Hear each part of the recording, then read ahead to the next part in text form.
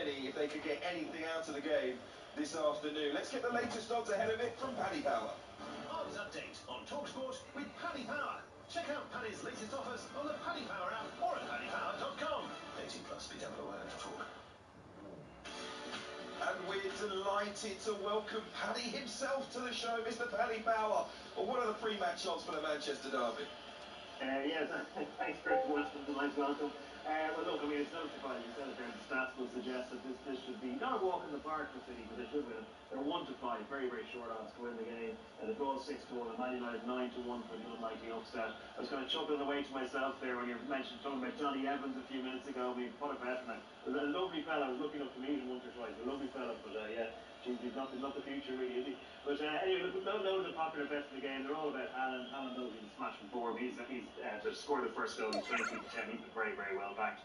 And the big thing this weekend is we're launching our super sub thing, which is so a lot of the player-based markets. If your player gets subbed off, the person who comes on to replace your player, your bet just runs onto that guy. So it just takes away the frustration of not getting a run for your money. So, for example, if you backed Haaland to score, or you say in the Liverpool game, you backed Robertson to score a really dramatic late winner for Liverpool, and your man Nunes comes on and does it. Of course, Alexa, turn it up, please.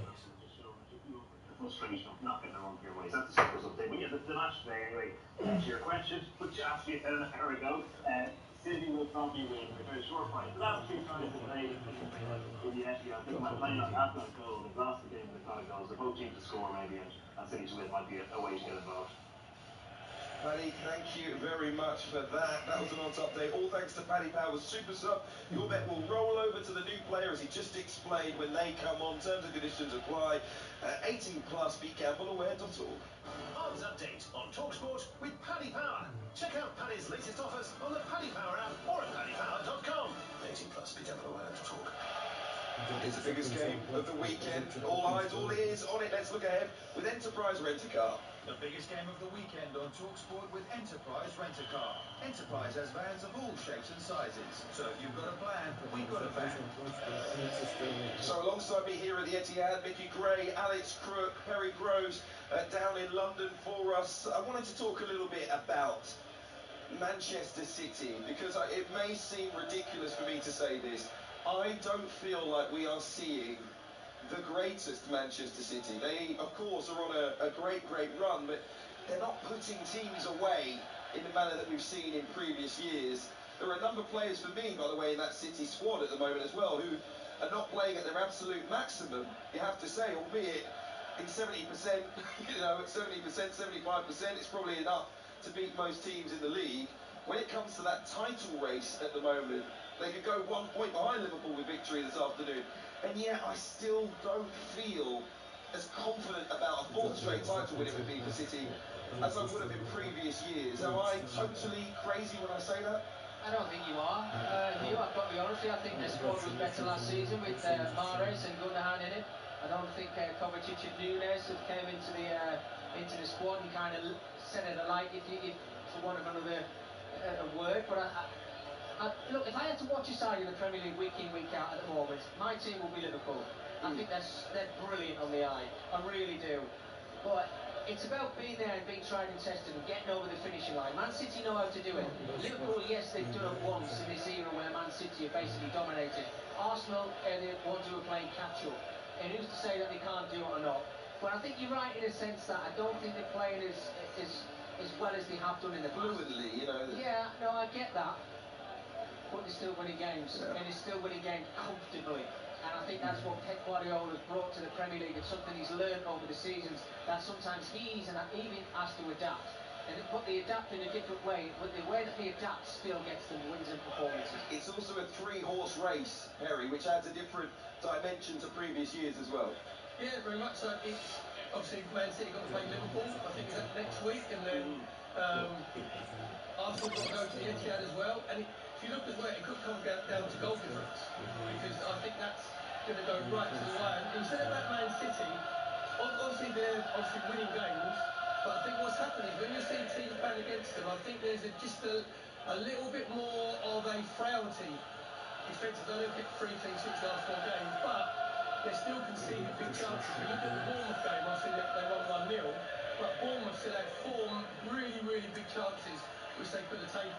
that wasn't happening with Man City last year because they had this air of invincibility. You know, when they got hold of the game by scruff of neck, one, you couldn't get the ball back, and two, they were very, very focused on not conceding goals. So I think there's just that little bit of a chink in their armour defensively, and that's for Manchester United today.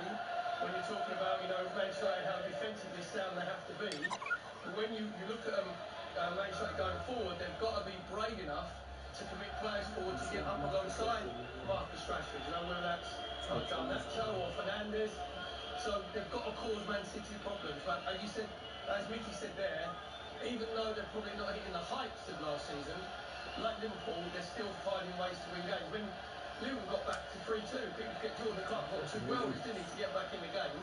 And then Man City just went on to another level. They just stepped it up a gear. So they're not at their free-flowing best. But individually, they've got players all over the pitch that can hurt. You mentioned Doku, who'll probably be up against Gallo.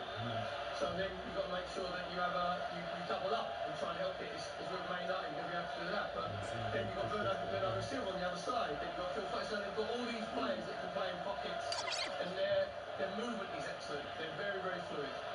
I've got to say, Perry, Derby Day's begun. Some expert trolling inside the Etihad from Manchester City. At one end of the pitch, huge banner with the words treble winners. Across the stadium from us, we saw the words champions of England, and to our right, images of İlkay Gündoğan scoring that early goal in the FA Cup final, 12 seconds at the bottom of it. Champions of Europe in huge letters. A reminder for Manchester United, what you once were, we now are. Manchester City are the dominant force in this city. It's going to be an absolutely huge game. Alex Crook alongside me. I wonder how those Manchester United players are feeling after that. Well, the atmosphere is absolutely crackling. I have to say there were quite a few empty seats up until a few minutes ago. There aren't now. Interestingly, looking at the body language of the two sets of players, both of them have been gathered in huddles before kick-off. So Marcus Rashford, in particular, one of the few local boys on display this afternoon, going around trying to cajole his teammates. What an afternoon for young Kobbie Mainoo as well. His first taste of a Manchester derby away from home, and I think a really pressurised position in that midfield. But you look at Manchester City, there's just a strut about them, isn't there? There's a confidence, an arrogance. They know that they are very much favourites to win this game, as the first rendition of Blue Moon echoes around this stadium. But I think it's going to be a fantastic occasion. Absolutely. Superb atmosphere here. The Manchester United fans are making their fair share of noise as well. But all of these City fans coming here, not just hoping for victory, expecting victory. The overwhelming favourites ahead of what was the biggest game, what will be the biggest game this weekend. All thanks to Enterprise Rent-A-Car. The biggest game of the weekend on talkSPORT with Enterprise Rent-A-Car. Enterprise has vans of all shapes and sizes. So if you've got a plan, we've got a van. Game faces on, kickoff about to happen. This is the Sunday session with Now. Don't forget, with Now you can stream all the Sky Sports action like the Manchester Derby live right now. Contract free with a Now membership. Just search Now Sports. We'll be back straight after this, looking at the battle at the bottom. Sunday session on talkSPORT with Enterprise Rent-A-Car. Enterprise has vans of all shapes and sizes. So if you've got a plan, we've got a van. Unexpected FM, pulling up when you least expect it, like in road conditions. Sponsored by Think. We got ourselves a close caller. Dave, what happened? Oh, pal, I had a right close call driving home. I know you got to watch your speed on country roads because they get icy and slippy, but you forget about the wind. Yeah. It blew a branch right in my path and I'm going too fast. What? I swerved and ended up in a hedge. Can you imagine? I was proper shook, and now my mates call me Hedgie. Well, I don't blame you. Man like Hedgie, drive to the conditions, please, bro. Therefore, pushing it ain't worth it. Real talk. Okay, so I change your brake pads, I've replaced the wiper blades, and topped up the screen wash. Anything else you want me to look at? Yeah, my washer dryer only works on a short cycle. I've got it in the boot. Like getting your money's worth. Grab a McDonald's Saver Meal Deal. That's a cheeseburger or mayo chicken, medium fries and drink for just $3.99. From 11 AM, not available for delivery. News nights on Times Radio. 3 hours of the latest news, cutting-edge analysis and in-depth interviews with the people making the news and the people who report it. Nighttime Times from 10 on Times Radio. Karen Walker, Monday to Wednesday. How can you tell if what you're seeing online is real? Henry Bonsu, Thursday to Friday. We're our responses to last night's military action in the Middle East. Daryl Morris at the weekend. Front pages of tomorrow's papers are in Times Radio is available to listen without a subscription on DAB digital radio, online via the Times Radio app and on your smart speaker. Times Radio. On track. In sports betting, Betfair's safer gambling tools help you do that too. Like timeouts, so you take that all-important half-time break, or deposit limits to help you keep count. Manage your play at safergambling.betfair.com. Simple ways to stay on top of your game with Betfair. 18 plus begambleaware.org. It's happening. We've all overheard. All I wanted was a little low-key McDelivery, me and my brother. But Mum's piped in with her. Oh, I'm in. Fillet of fish and a Diet Coke, no ice. And Dad's muscled in with his. Yes, I'm in. Big Mac with fries and strawberry milkshake, please. I know I give my brother a little eye roll. Oh well, family dinner it is. At least I can steal some of Dad's fries. There's nothing quite like a McDelivery. Order on the McDonald's app. You in? At participating restaurants only. 18 plus. Serving times, delivery fees and terms apply. See app or mcdonalds.com for details. You're walking home from nursery. Your biceps are burning. Your toddler's decided that he hates his pram and he must be carried. You, baby mama, are exercising. Thanks to your Samsung Galaxy Watch 6, you know you've been active for 146 minutes. And since it's paired with your Samsung phone, you know 27 of those were high intensity. Sure, you didn't go to the gym, but that sweat is still sweat. Samsung Galaxy Watch 6 for extreme litheness. Compatible smartphone required. Here in the UK, we sell amazing products and services the whole world wants. At Cromeck and County Durham, our radiation detectors are protecting people in 50 countries. And at Fever-Tree from London, our tonics are used to make great tasting G&Ts in over 90 countries worldwide. So whether you're new to exporting or experienced, explore global growth of your business with free support from the UK government. Access information, training, events and expert advice to help you find new customers overseas. Visit great.gov.uk to get started. It was Mother's Day and an army of moonpigs were trotting forth. This little moonpig just wanted a cuddle, and this caring little moonpig made Mum go wah wah wah all day long. For this Mother's Day, it must be a moonpig.com. Download the app now. Modern football is all about control. Controlling the ball, controlling possession, controlling the game. If you ever feel that gambling is starting to control you, help is available right now at talkSPORT.com. Thousands of people have taken advantage of free support and practical tools, like GamBan, which blocks your devices from accessing gambling websites and apps, and GamStop, which will stop you signing up to any UK registered gambling website. Take control of your recovery. Search Talk, Ban, Stop. Sunday session on talkSPORT with Now. Stream all the Sky Sports action like Man City versus Manchester United live today, contract free with a Now Sports membership. Search Now Sports, 18 plus, stream via internet, terms apply. This winter, talkSPORT 2 is the only place to hear live and exclusive ball by ball commentary of England's Test match series in India. We love Test match cricket here. Laser guided analysis from a top class lineup of cricket experts. Down the middle he goes! Stopped! Edge! Don't caught! Hear exclusive ball by ball commentary of the 5th and final Test match live from Dharamshala next Thursday morning only on talkSPORT 2. Semenyo from 18 yards out, shot wide, and a minute later cutting in from the right. A couple of step overs. In fact, Semenyo has just scored, and he's clinched this one for Bournemouth on the edge of the area, left-footed right of the D, beyond Trafford. Burnley have all on the possession. They haven't created the chances to back that. Bournemouth on the break have looked threatening, and they're going to win this one because with a few minutes to go, it's Burnley 0, Bournemouth 2. You're listening to the Sunday session on talkSPORT. Hugh Woodscroft inside the Etihad where the Manchester derby is underway. Alongside me, our football correspondent Alex Crook, our Manchester correspondent Mickey Gray, and in London, the Arsenal double title winner Perry Groves. We're going to talk about the bottom of the table in a moment. We're only 4 minutes into events at the Etihad, but we need to have an update. I am not sure Manchester United have completed a pass. If they have, I can count it on one hand, Alex Crook. It's been all City. Manchester City 0, Manchester United 0, but to say this is dominant from City is an understatement. They're piling forward again.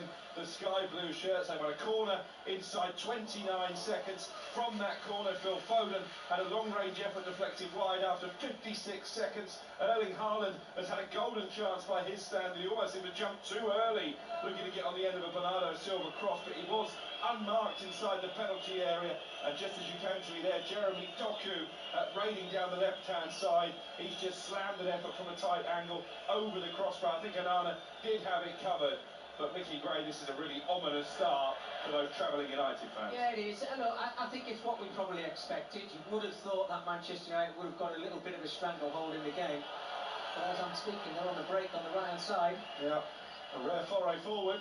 And this Garnacho's cross that is caught quite comfortably in the end from Ederson. That's the game plan, doesn't it? Soak up the Manchester City pressure and try and use the pace of Garnacho in particular on this right-hand side to get in on the counter. Yeah, no, absolutely, and I think that'll suit Manchester United because they can sit back, they can soak up the pressure if they can. They've got the pace in those wide areas. It looks like Fernandes is basically playing through the middle.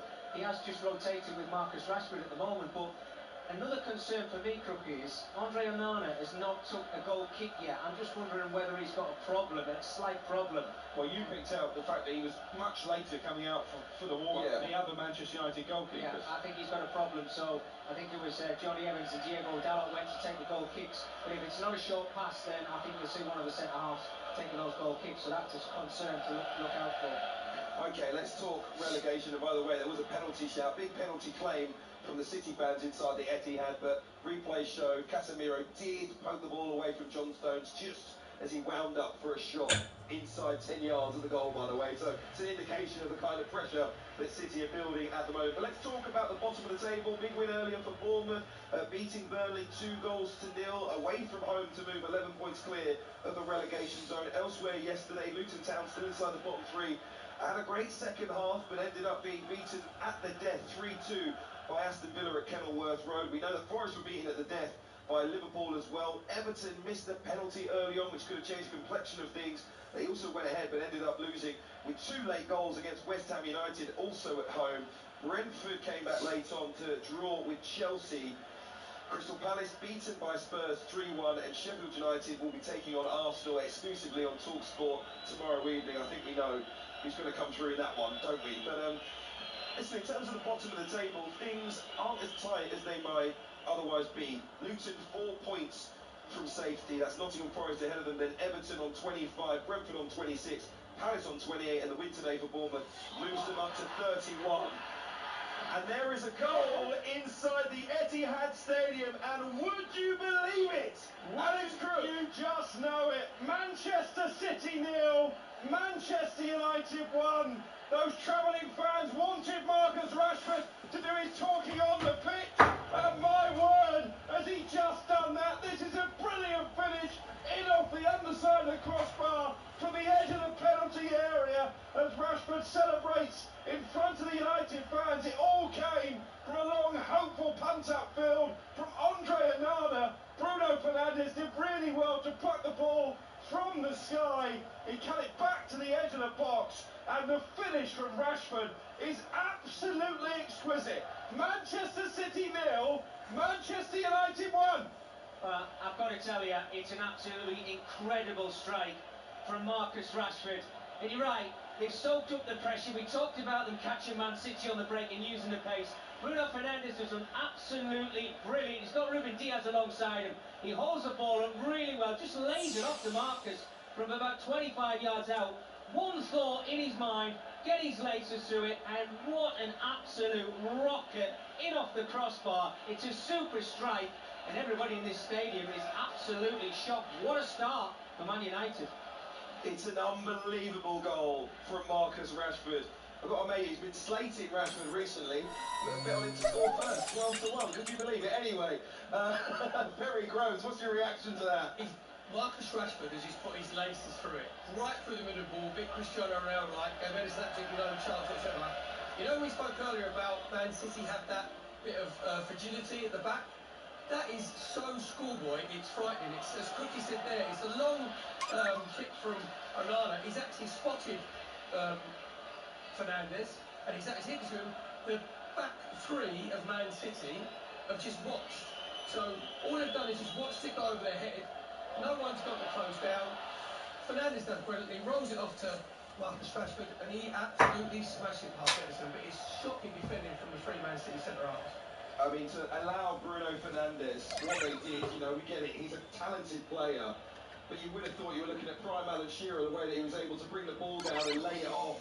You know, I want to say used his strength, but he just wasn't pressurised enough while the Manchester City defence laid the ball off perfectly, and it was the perfect finish from Marcus Rashford.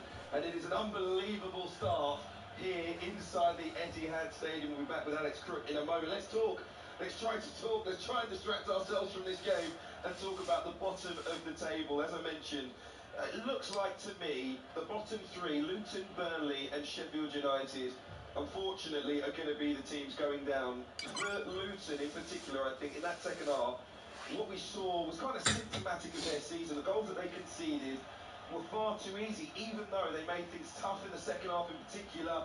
You know, they really threw everything at it to get the 2 goals back, to come from 2 goals down and level the game. But then later on, again, a lapse of concentration allowed Villa to take all 3 points. It's now 5 straight defeats in Cup and League for them.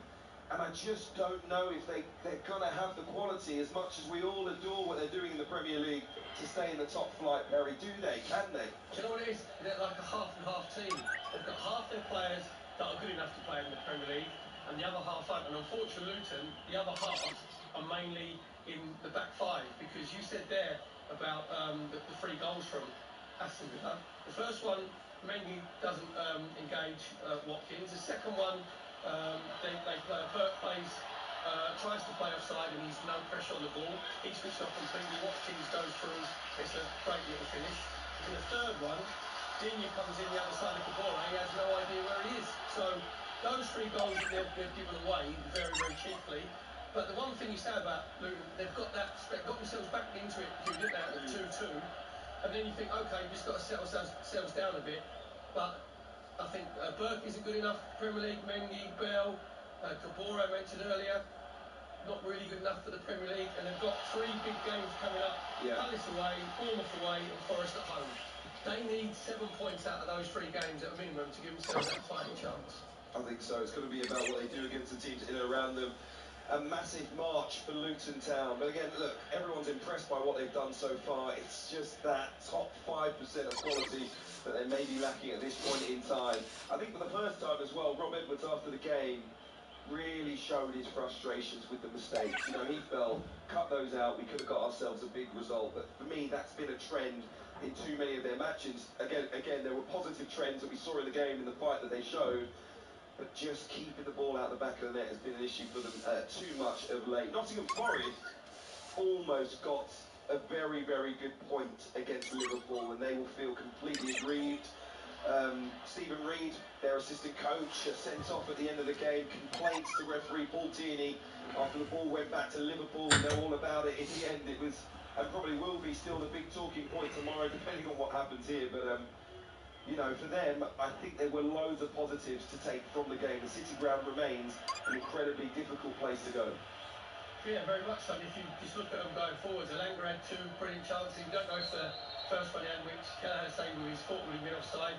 The second one from a Toffolo cross, he missed the target completely. But what they have to do, Hugh, is they have to tighten up at the back, because they're conceding all 10 games under Nuno Espirito Santo. You look back at his Wolves team, they were very solid, weren't they, defensively? That's what they built their platform on.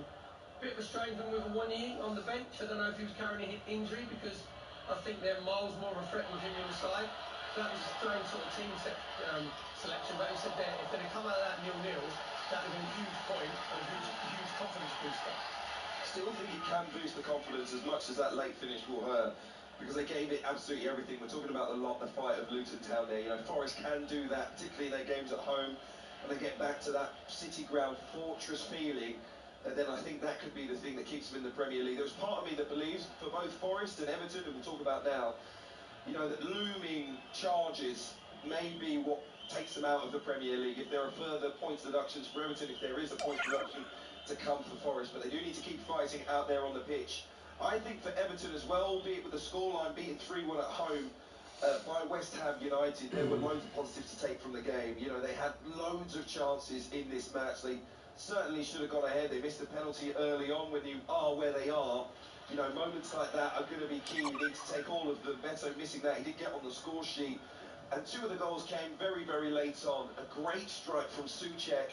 A little dink from Alvarez. Both of those goals in stoppage time that put the gloss on the victory for West Ham United. But really, again, Everton will feel like they really should have taken something from it. Do you know what? The worrying thing is, you said Everton are playing quite well, and they're still not getting results. Yeah. You know, there are no wins in 10. Their XG is off, it's -13. I think the nearest to those are Brentford, Chelsea, Man United -5. So all I've written down here is Cow's backside of a banjo while standing in a barn door. That's Everton. Because as you said there, they can't score. They can't score goals. Dominic Calvert-Lewin, his last goal was at West Ham back in November. He's gone 20 games without scoring. So I think the frustration for your Dyche is he's known for, again, setting his teams up defensively. They've got the fifth best defensive record in the Premier League and the worst XG. So they've got one part of it right, and the hardest part is to score goals, which they can't get right. And they said they're playing quite well. That's the frustration. And West Ham, David Moyes afterwards, he had sort of a wry grin, didn't he? He's just saying, we got away with them really, because Alfonso Areola was absolutely outstanding in goal for West Ham. He pulled off 4 massive saves. They said, and Thomas Souček, his goal was probably one of the goals of the season. You know, chest and a half volley outside of his right foot. So they've just bounced back really well from the 6-0 defeat against Arsenal, to be fair to West Ham. Scored 7 goals in those 2 games, so just eases the pressure a little bit. Marcus Rashford almost put through a few moments ago, couldn't control the ball, but he was through at goal if he could have. Everton had 21 shots against West Ham. 5th time this season that they have had 20 or more shots in the Premier League. In a home game as well, by the way. They've ended losing 3 of those games against Luton, Manchester United and West Ham. They had 23 shots against Luton. They lost that game. They had 24 against Manchester United and lost that game. In terms of their forward areas, is there just now currently a lack of, what is it, confidence, quality? What do you think? I think it's confidence. It's definitely confidence from Dominic Calvert-Lewin, because whenever they had their good little period, didn't they, around that November time, which I said they won 4 on the trot, he looked like he was back to his best. You know, he was strong, he was holding the ball up, his finishing was instinctive. Now he's just completely shot of confidence. Obviously, Beto got his goal yesterday, but then he misses the penalty. And I'm just looking as well, the 3 best goal-keeping performances this season have all been against Everton. You've run on stats, Jose Sarr for Wolves, Fulham, Bernd Leno and Areola, West Ham yesterday. So Sean Dyche and his coaching staff have to be positive, because, as I said before, the performances are good. But then all of a sudden you get that little feeling like, we're never going to score. You know, we're never going to put this game to bed. And that puts them more pressure on your back four, which we saw yesterday with a lack of concentration. Obviously they're pushing to try and win the game. There's a corner, a cross comes in Souček, then the breakaway goal for Alvarez. So they'll be looking as well, as you said there, with Nottingham Forest and the other accusations they have with, you know, financial situations. They might have a points deduction, but they need to start just getting points and winning games, because you can't keep blaming the points deduction. You know, you've got to get yourself out of it anyway, and they've had the opportunity to do it, and they haven't. We'll come back to the bottom of the table in a few moments' time. Let's check in on events here at the Etihad. It is a full-blooded derby. I've got to say, I couldn't tell the difference between Erik ten Hag and Pep Guardiola, but now, judging by the look on both of their faces, one a lot happier than the other. It's end-to-end though. Alex Crook. Oh, this is real helter-skelter stuff. Manchester City 0, Manchester United 1. Marcus Rashford with the long-range shot off the underside of the crossbar, the goal that separates the 2 teams. But Andre Onana, not once but twice, has come to United's rescue. First of all, he saved with the legs as Foden looked certain to equalise, and then from a United corner, Onana actually was a long way off his goal line as City broke on the counter. He got back there and he's denied Foden one-on-one this time. At the other end, Marcus Rashford should have had an opportunity to double his and United's tally. Luis Diaz slipped in possession on halfway. Nick Fernandez immediately released Rashford, who timed his run to stay on side, but his touch was poor and the chance went begging. Mickey Gray, this is end to end. talkSPORT 2, please. talkSPORT 2 from News Broadcasting. Flying, 100% so far. Yes, he has. I tried and kick one in the warm-up, Craig, and it nearly hit the corner flag. Well, I think the first game here, Peter Hickey had a nightmare, didn't he? He did hit the corner flag. We had a nightmare last night and all, didn't we, when he got sin bin? Alexa, talkSPORT, please. talkSPORT from News Broadcasting. Sunday session on talkSPORT with Enterprise Rent-A-Car. Whatever the mission, home or away, Enterprise helps over 120,000 people every day. Carry on then. Yes, it's Kane Drizzle and Big Breezy. Back in your motor with a weather report. Road conditions Alexa, can get dicey. BBC Radio 5 Live, please. Playing BBC Radio 5 Live. BBC Sounds.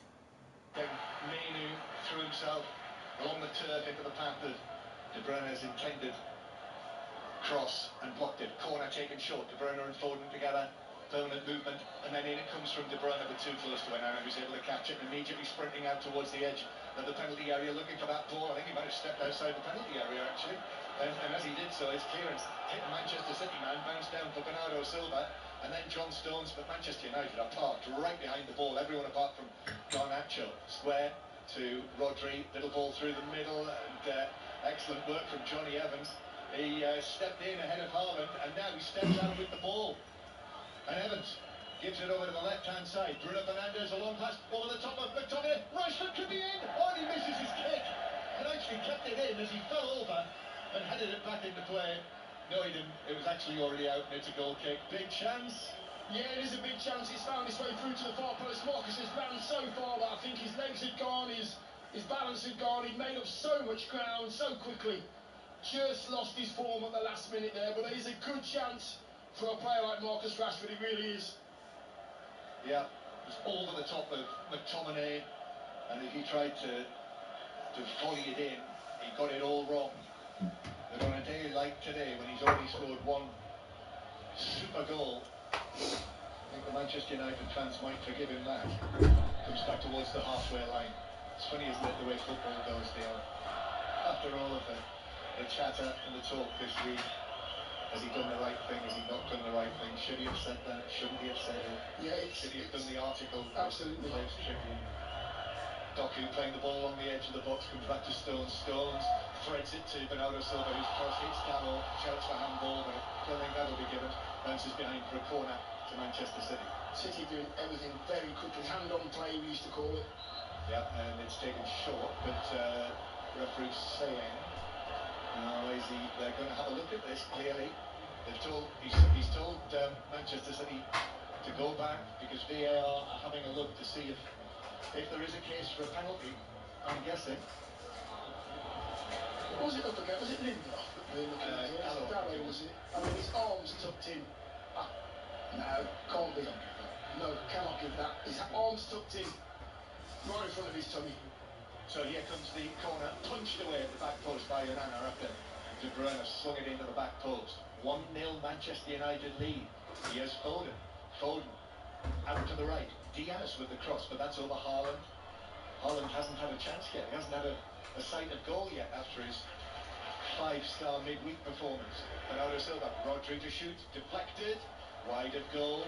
Ake was close to it, but so is the Manchester United defender, and it's the Manchester United man. Yeah, now got their 9th corner. The thing about it is that they're racking up so quickly because they're taking them quickly. They're getting the ball into dangerous areas, and Man United are panic clearing. So it is from the right this time, and it comes from Foden again to the near post. Stones was after it. Manchester United then. Rodri got his head to the ball, headed it across the box, and then it was volleyed away by McTominay towards the halfway line. Alexa, talkSPORT, please. talkSPORT from News Broadcasting. After their victory yesterday, Aston Villa beat Luton 3-2. Spurs coming from behind to beat Crystal Palace by Alexa, 3 goals. BBC Radio 5 Live, please. BBC World Service UK from TuneIn. Alexa, BBC Radio 5 Live, please. BBC World Service UK from TuneIn. Alexa, BBC Radio 5 Live, please. BBC Radio 5 Sports Extra from TuneIn. Alexa, BBC Radio 5 Live, please. BBC World Service UK from TuneIn. Brighton 6 to 6-3. Just like this match. Alexa, Radio 5 Live, please. BBC World Service UK from TuneIn. Alexa, BBC Radio 5 Live, please. BBC World Service UK from TuneIn. Final effing loud. Slips on the edge of the penalty area. In goes Evans again with the challenge. He's relishing this challenge. Johnny Alexa, Evans. BBC Radio 5 Live, please. Playing BBC Radio 5 Live. Thank God for that. In the 3 o'clock kickoff in the Super League, so that is a half-time scoreline. Manchester City 0, Manchester United 1. Ball out to the right-hand side. Walker curling the ball over the top towards Haaland, who actually slips on the edge of the penalty area. In goes Evans again with the challenge. He's relishing this challenge, Johnny Evans. Alexa, turn it up, please. Yeah, and you know what? He's enjoying it, I believe. Yeah. He loves these challenges. As City take up possession again, middle of the half. Bernardo Silva to Doku. Doku into the box, 2 players with him, drops his shoulder, quick feet, tries to find a way through both Bruno Fernandes and Dalot, but Fernandes is able to get the touch. Good applause there for Guardiola.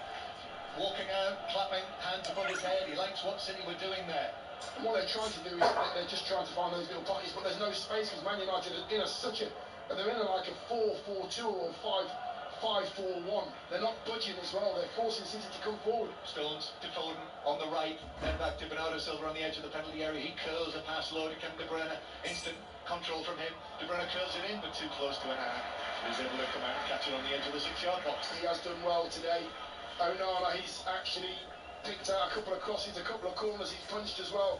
He's taken the pressure off his side, who are not getting up the pitch as high as they normally would because of the dangers of Haaland, and it's working for them. Onana's been brilliant. Yeah, made a couple of important saves as well from Phil Foden.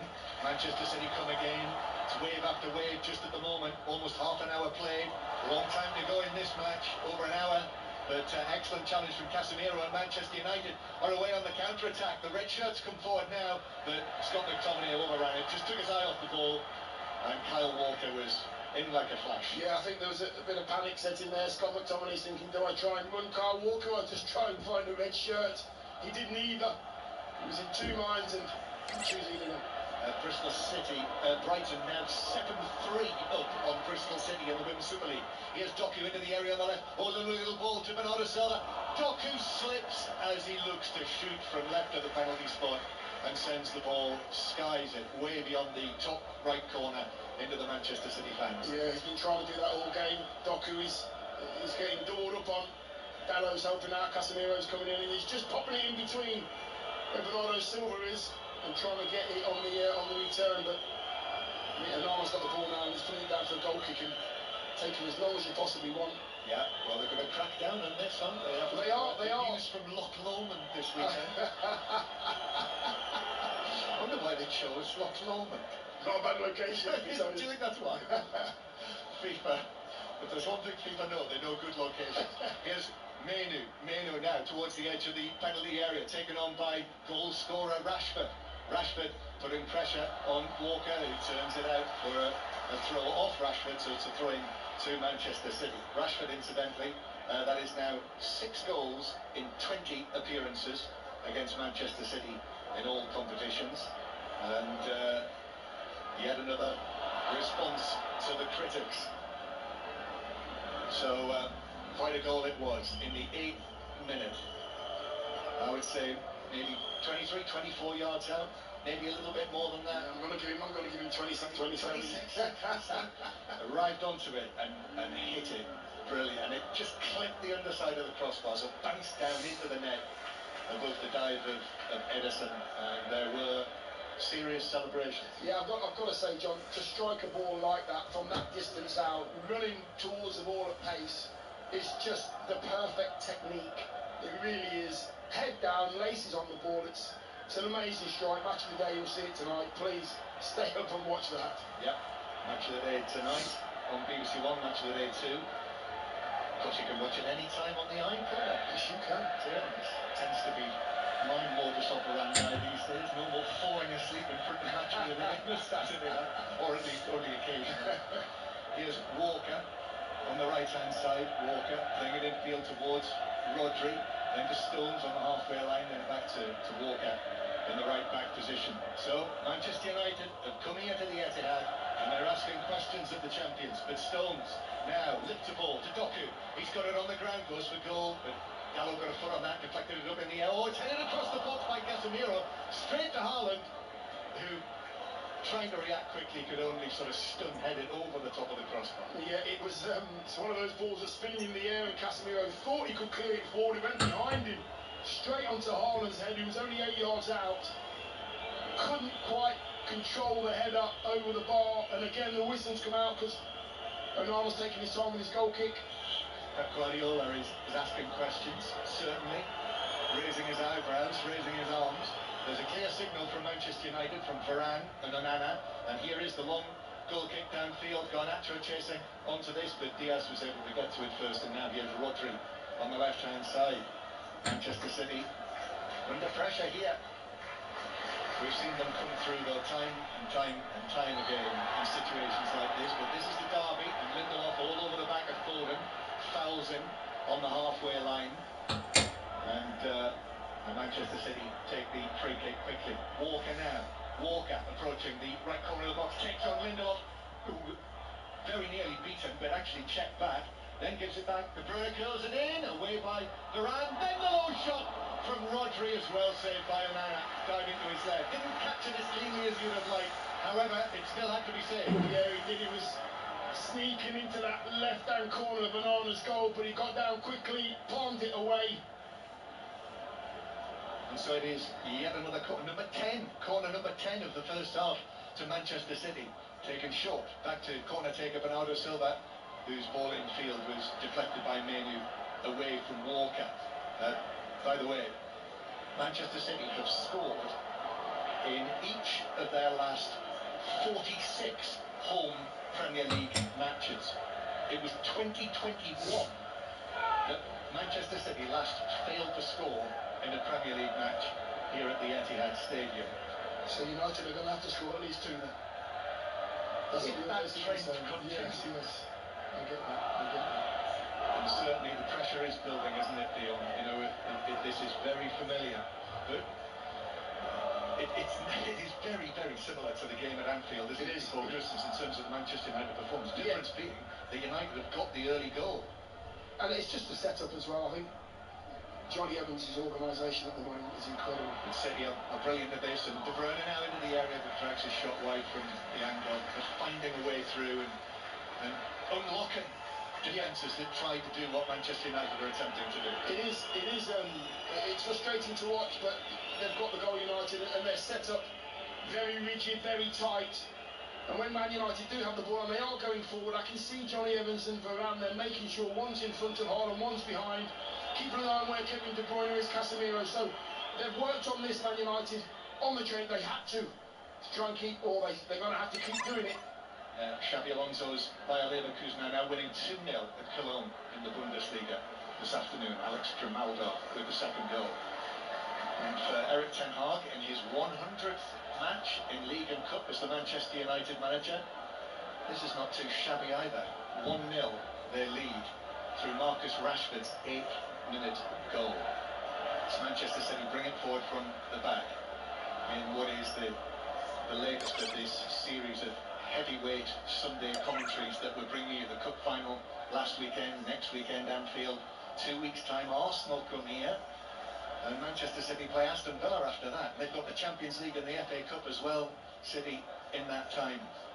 Big, very big period of the season for them, and this wasn't part of the plan. 1-0 down to Manchester United. Here's Rodri, big Rodri through the middle, and chips the ball delicately out to Doku. Doku against Dalot again, low ball into the middle, but Varane stepped forward and was able to clear away to the halfway line. More frustration for the home side. Pep Guardiola puts his hands on his hips, unfurls his padded coat behind his back as he does so. Here's Doku. Doku to Stones. Stones Been forced away by Bruno Fernandes, and still to the halfway line where Diaz is able to sidestep Fernandes, and then Ake slips one through to Rodri, and then Rodri finds Bernardo Silva in between two Manchester United players. Now back to Rodri, right-footed ball across the box, is headed down and away by Lindelof. Garnacho overran it, got a heavy touch in there, so Walker was all over him. Classic City. Won't let Manchester United get out. Walker, back to De Bruyne on the right. De Bruyne beats Garnacho, all ends up, and then a little ball across to Foden, who got it onto his left foot and shot it straight into Casemiro, and it's blocked away again. Manchester City come again. One of these times, if this pattern continues, Manchester City will find a way through, surely. Foden across to De Bruyne, but Menu does well, and was actually being manhandled by De Bruyne, and wins the free kick halfway inside his own half, the young man. Absolutely, yeah. He's done well there. Kobe, he's just kept De Bruyne at arm's length, put himself in between the ball and the man, and he's got himself a free kick. Took the pressure off his team, but you're absolutely right, John, down that right-hand side, City are playing and playing. Little triangles, trying to get the ball in the box. Kevin De Bruyne could have crossed it, but then he's seen a better option, and I think that's going to keep happening. Man United have to keep defending as well as they are, but City will not stop coming forward. Seems like Manchester United have been in front of this match for a long time. That was the 8th minute. We're in the 38th now, so they've held the lead, as you have worked out for yourself, for half an hour.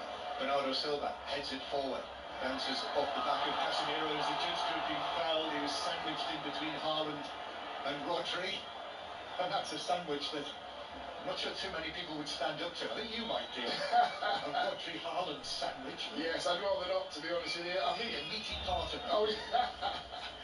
I do believe that that's what Casemiro's there for today, just to spoil Haaland's game and don't let him be comfortable. And he's done it great so far. As you have to play it forward, but Manchester City have got it back with Stones at the back. It was vegan burgers for lunch today at the Etihad, which is very appropriate after Friday's fact of the day on Drive, which highlighted the great work of William Cowherd, who was one of the early pioneers of vegetarianism and was a minister in Salford. And almost on cue, on demand, Manchester City have come up with vegan burgers today. Did you enjoy it, John? Did you enjoy it? I actually had a hot dog. Here's Foden. Foden on the right-hand side goes back to Walker. Walker to Rodri. Now to Foden again. Foden into the penalty area, goes for the byline, right-footed ball across, but caught right in front of his eyes by Onana at the near post, and it stuck to his gloves like the proverbial glue. I was actually speaking to Steve before the game, actually saying about Man United backing themselves, and when they do have the ball at the back and it's gone loose, they've tried to play out. Oh, Onana with that long ball again, looking for Fernandes, but Ederson was out of the penalty area to nod it down. And Manchester City have got it at the back. Again, Manchester City have leaked goals this season. They've scored over 100 of them now. They actually passed the 100 mark this week during the game, during that win against Luton Town. And they did keep a couple of clean sheets in their recent Premier League matches, but 1-0 down here, Foden playing it over the top. De Bruyne as well, reaching, volleying back from the dead ball line, headed away by Casemiro. Ake, then Rodri, first time pass from him to Doku, just outside the box on the left-hand side. That's where to Stones. Stones now to Bernardo Silva, who puts his foot on the ball. Sky blue shirt flapping outside his white shorts, the little Portuguese with his beard. Plays it back to Diaz, now to the left-hand side to Doku, hair bobbing at the back of his head, takes off, Gallo the ball, almost stationary, then plays back to Nathan Ake. Foden wants it on the edge of the penalty area. Foden, then back to Bernardo Silva. Bernardo Silva clips one in left-footed, that's headed down and away by McTominay, who's back inside his own penalty area. This is strong pressure from Manchester City. Ake then, the challenge comes in and it's blocked out of play for a throw into City. As we are now into the last 5 minutes of the first half here, an intriguing situation. If you're a Liverpool fan, your eyes will be glued to this, or indeed your ears, pretty much like that ball on Onana's gloves a few moments ago. Here is De Bruyne. De Bruyne playing it square to Ake. Ake looks up, then gives it square to De Bruyne. De Bruyne can see over on the far side. Rodri has backed away out there and taken up a position almost on the right wing. Then Walker tries to catch this ball, but it's deflected out of play by Garnacho for a throw-in next to the corner flag. 4 minutes to go to half-time. And a throw-in that Walker waits to take.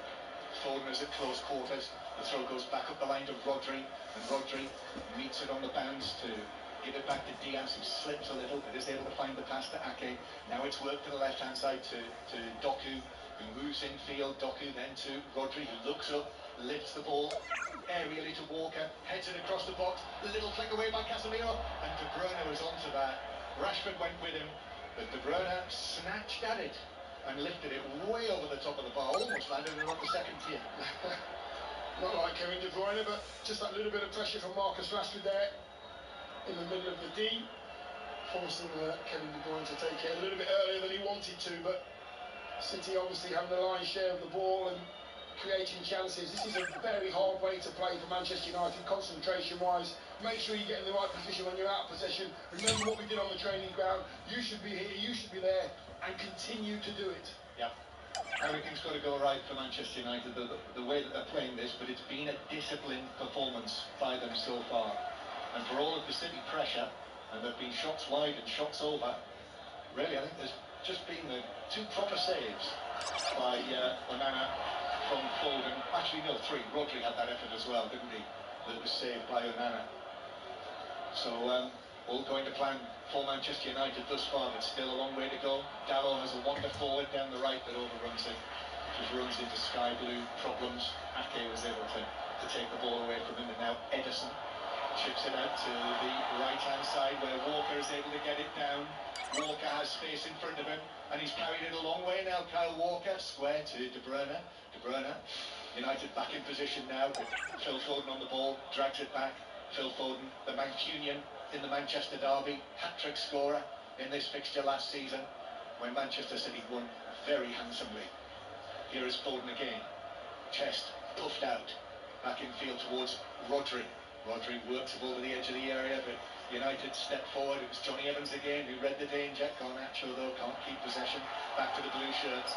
John Stones just takes a few steps forward and then passes the ball to Bernardo Silva, who curls it in. Haaland almost under that, hooked away by Varane, who went with him, and then Foden with a shot, hit that well, but again into red shirts, and it's deflected away out for the far side, and Varane has just, in fact, Kobbie Mainoo has just gone down inside the penalty area just to delay things, which for the young man, and he might well have a problem, Dion, Kobbie Mainoo, but if not, then the 18-year-old, the Manchester City supporters, you can hear the boos because play was stopped there, and he's okay.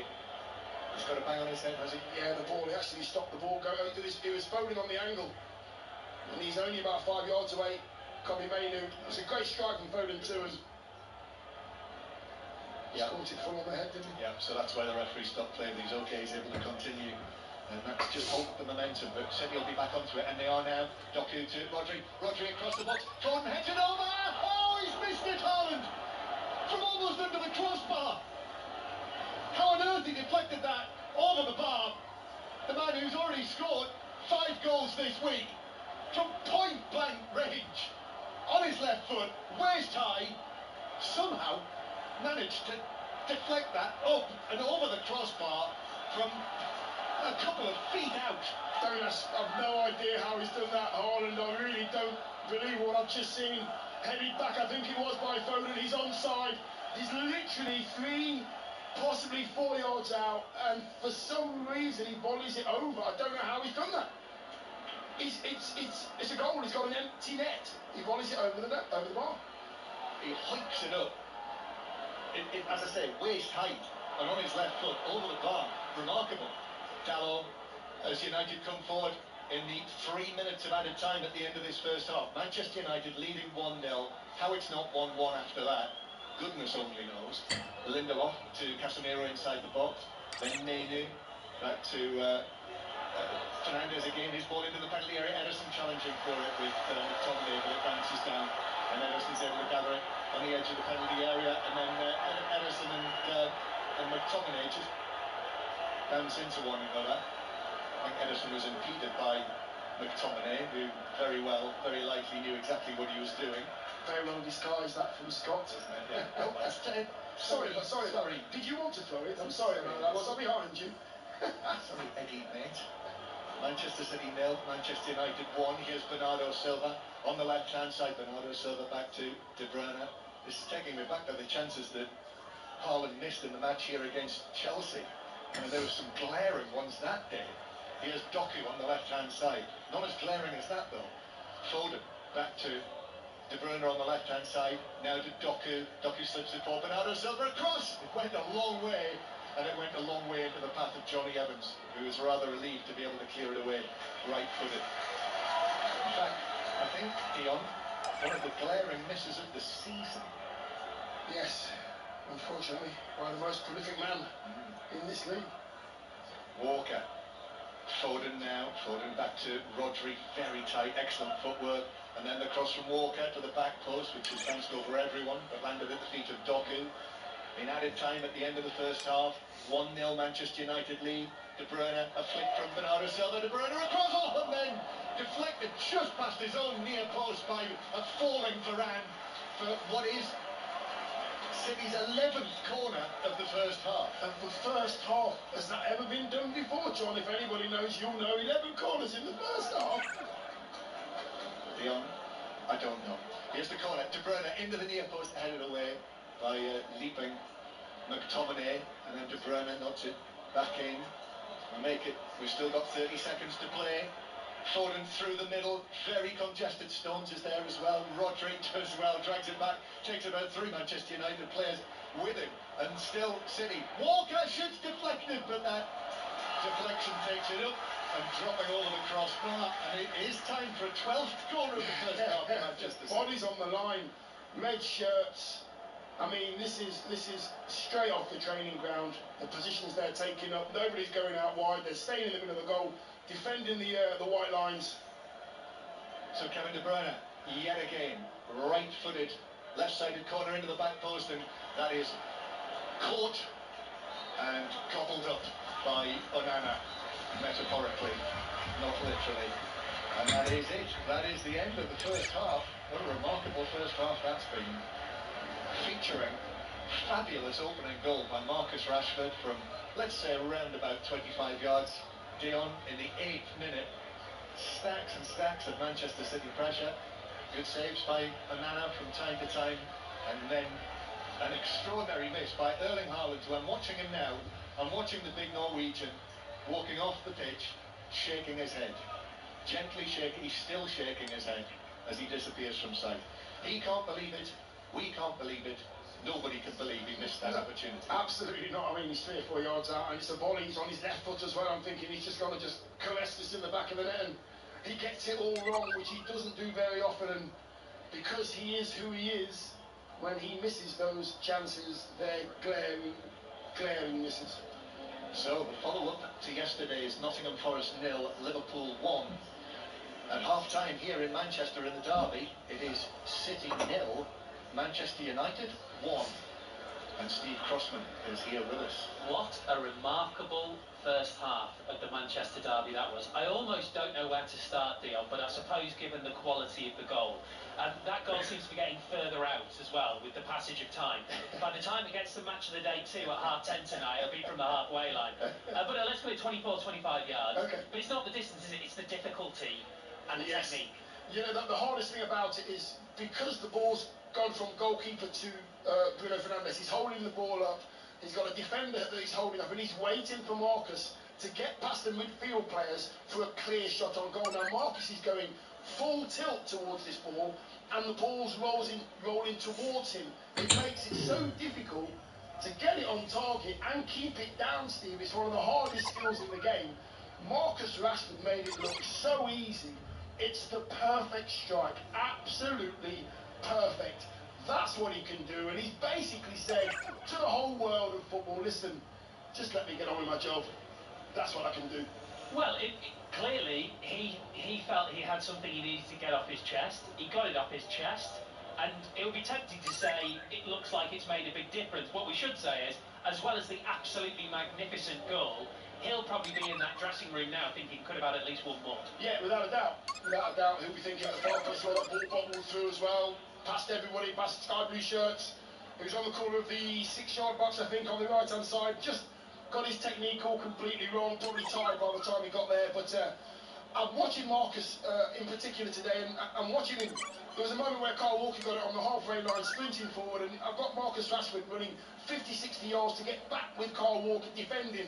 He does it, and then he stays defending as well. So the body language of all the Man United players, I said to you, Steve, as well, be confident, you know, back yourselves, and they're trying to play out at the right times as well. So decision making for Man United's been good, but City, wave after wave after wave of attack. They've got to keep creating chances, Steve. Former Manchester City striker Jill Scott is just to our right-hand side. She just walked down the stand in front of us, shaking hands as she goes pitch side there. Didn't say hello to us, Steve. She's changed. You know her well, do you? She's changed, Steve. She said hello to me, but now she obviously Jill Scott's Coffee Club, you can probably still find that on BBC Sounds. Great podcast that it was. We've now got Women's Football Weekly with Ellen White that you can listen to via BBC Sounds as well, which is a great podcast with Ellen and Ben Haynes. I'm absolutely sure she would have backed herself to put away that chance with no difficulty at all. Erling Haaland would have done the same. I'm still not sure how he missed it. However, it was something we talked about when we came on air at noon this morning from pitch side at the Etihad. As amazing as Erling Haaland is, it's a fact. He's been missing chances that you'd expect him to put away. Not as clear as that. Maybe not. When you said it's a fact, I always thought you were going to say he's human. Well, he does miss the odd chance, and like I've said to John, if he misses a chance, it's highlighted even more because he is that good. I mean, he's 3 yards out, he's on the ball, he's on his left foot. Everybody's more or less looking back to the halfway line, ready to kick off again. But I just believe that will make him more determined to get a goal. Look out, United will come out in the second half even more deadly. But if you remember, he missed a lot of chances last season as well and scored 52. Quite, yes. Also, just looking at a statistic which jumps out a mile at me, I think Manchester United fans and Manchester City fans, if it stays like this, will wake up in the night with the words of John Murray in their head. Blocked by a red shirt, Dion. 8 blocked shots from Manchester City in that first and you know what, Steve, you can only block the shots if you're in the right position. And I think that's all come from communication between Varane, Johnny Evans, Kobbie Mainoo and Casemiro. That little four there's always a red shirt throwing themselves at the shot, and it's worked. Onana's not really diving about everywhere. He's made a couple of good saves, yes he has. He's come and caught a few crosses in corners. That's taken the pressure off his team. Everybody's playing their part for United at the moment. And that was also a feature of the Chelsea match here, the number of blocks Chelsea made in that match. Yep, absolutely. Right reaction on the way from Brendan Rodgers to Celtic's defeat at Hearts, and Vincent Kompany, another bad day for Burnley, beaten in the Premier League by Bournemouth this afternoon. All of that after the news on 5 Live with Carl Hart. Listen on BBC Sounds. This is BBC Radio 5 Live. Thanks, Steve. The Chancellor insists any tax cuts announced in Wednesday's budget will be made in a responsible way and won't be paid for by borrowing. Some Conservative MPs are calling for Jeremy Hunt to reduce the tax burden. Labour says it's the Tories' fault that the taxes are at their highest level in 70 years. A 7-year-old girl was drowned in northern France after a boat carrying migrants to Britain capsized. French officials say the girl was travelling with her parents and 3 siblings when the boat turned over in a canal which leads to the channel. Israel says it's not sending a delegation to Egypt for talks about a possible ceasefire in Gaza. An Israeli official says this is because Hamas has not provided a full list of hostages who are still alive. And tens of thousands of homes are without power in the US after a massive blizzard hit. The snowstorm has closed major roads across parts of California and Nevada. This week, Six Music Festival is back in Greater Manchester. with an incredible lineup of artists and DJs beyond the mainstream. And we've got archive sets and music mixes to get you in the mood, like Rave Forever. The morning after mix. And Indie Forever. Search Six Music Festival. Watch on iPlayer, listen on BBC Sounds. This is 5 Live Sports with Steve Crossman. On 5 Live. Listen on BBC Sounds. Manchester City 0, Manchester United 1. Just watching replays of Erling Haaland with head in hand. Suspect that's how Brendan Rodgers will be feeling Tonight as well, the Celtic manager, they missed the chance to overtake Rangers, go top of the league. They lost 2-0 at Hearts. Yang Jun was sent off after VAR upgraded a yellow to a red for a high boot challenge early in the game. Here is Brendan Rodgers. Well, firstly, I'll give credit to the players because they kept going, they kept fighting right to the very end. However, I think the overall game is influenced by the officials, and I'm not one. You look at in my interviews, I never come and speak about officials because I understand that you make mistakes and whatever else. So we're all human, but it felt really poor officiating today. The first incident with the sending off. One, there's no force in that. Of course, if you make a still of that and the foot's really high and the head's down, of course that'll give you maybe a different opinion. But the actual reality of the move, it wasn't that, and the referee made the right decision, the yellow card. But that is as clear an example of what people saying VAR isn't. The game was refereed right outside of the field today. That means we get sending off. Really poor officiating in a big game for us. How do you resolve this then? It's not the technology. It's the people who are either on the pitch or sitting in the VAR studio. Yeah, it's competence. It's nothing to do with VAR. VAR is there to look at things, and there's a lot of really good work with it. But it's competence in officiating and actually knowing the game and reading the game and seeing the game. And, you know, it's really poor. And John Bean's one of the most experienced referees up here. It's really disappointing. Brendan Rodgers speaking to BBC Radio Scotland's Brian McLaughlin.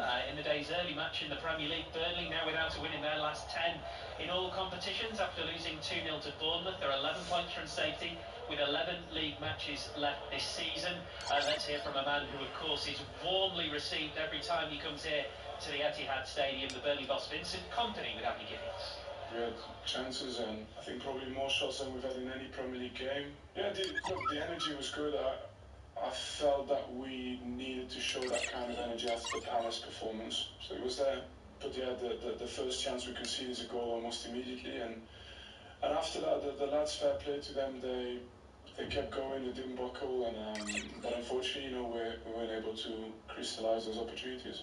What's your take on the goal that didn't stand for your team? Yeah, oh my God, if you get me going on this one, you'll see the face. And then you'll have, as always, 50-50 divided opinions. Some will say it's a foul, some will say it's not a foul. So within that, I can understand someone makes a personal decision. But then you take it into the context of this season, so you have a flashback to the Luton game, where a goalkeeper literally gets shoved. The goal gets allowed. And so now for something that's a normal, standard English football type of challenge, if the ball's on the back post, you've got to jump. And the player's in the air, and what he does is in the air before the opponent.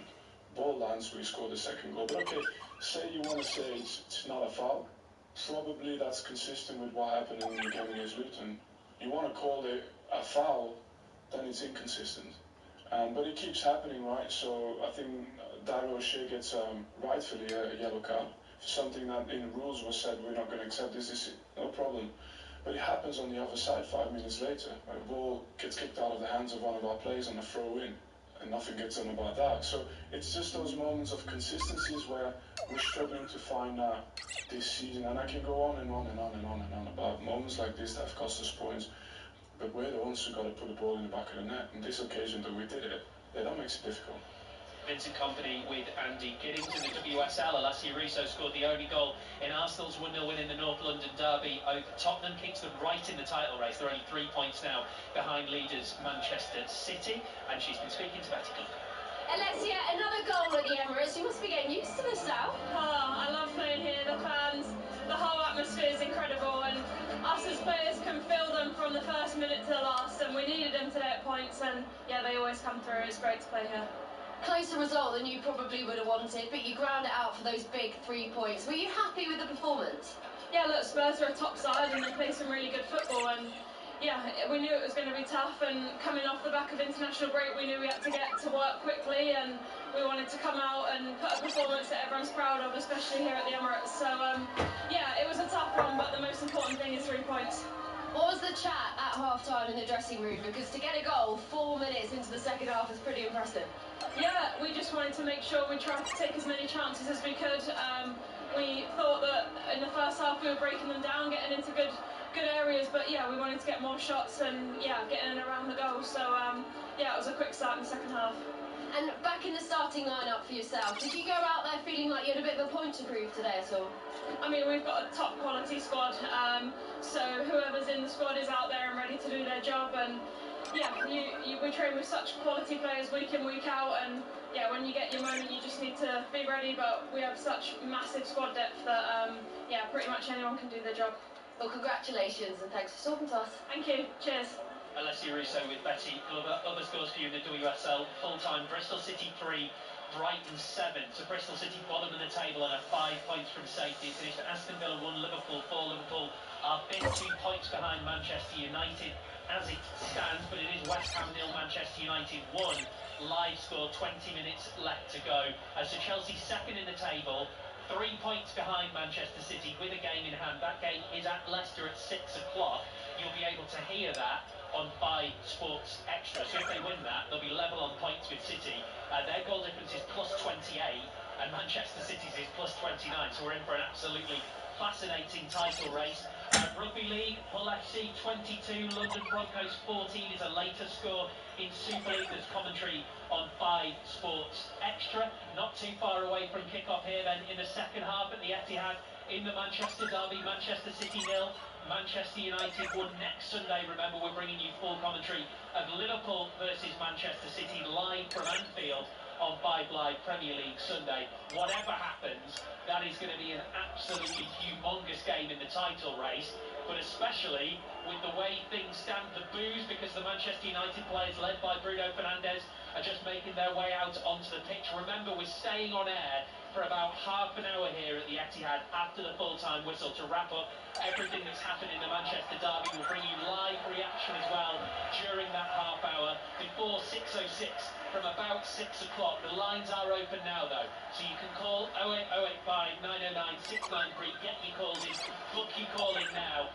for 6:06, which follows us here at the Etihad. Both sets of players back with us, just doing a bit of scrolling. John Murray and Dion Dublin with me to work out if there are any changes. Well, the first name, Dion, that I looked out for, and he is definitely starting the second half, is Jeremy Doku, because Pep Guardiola doesn't hide his emotions, and he was right on the touchline next to him here.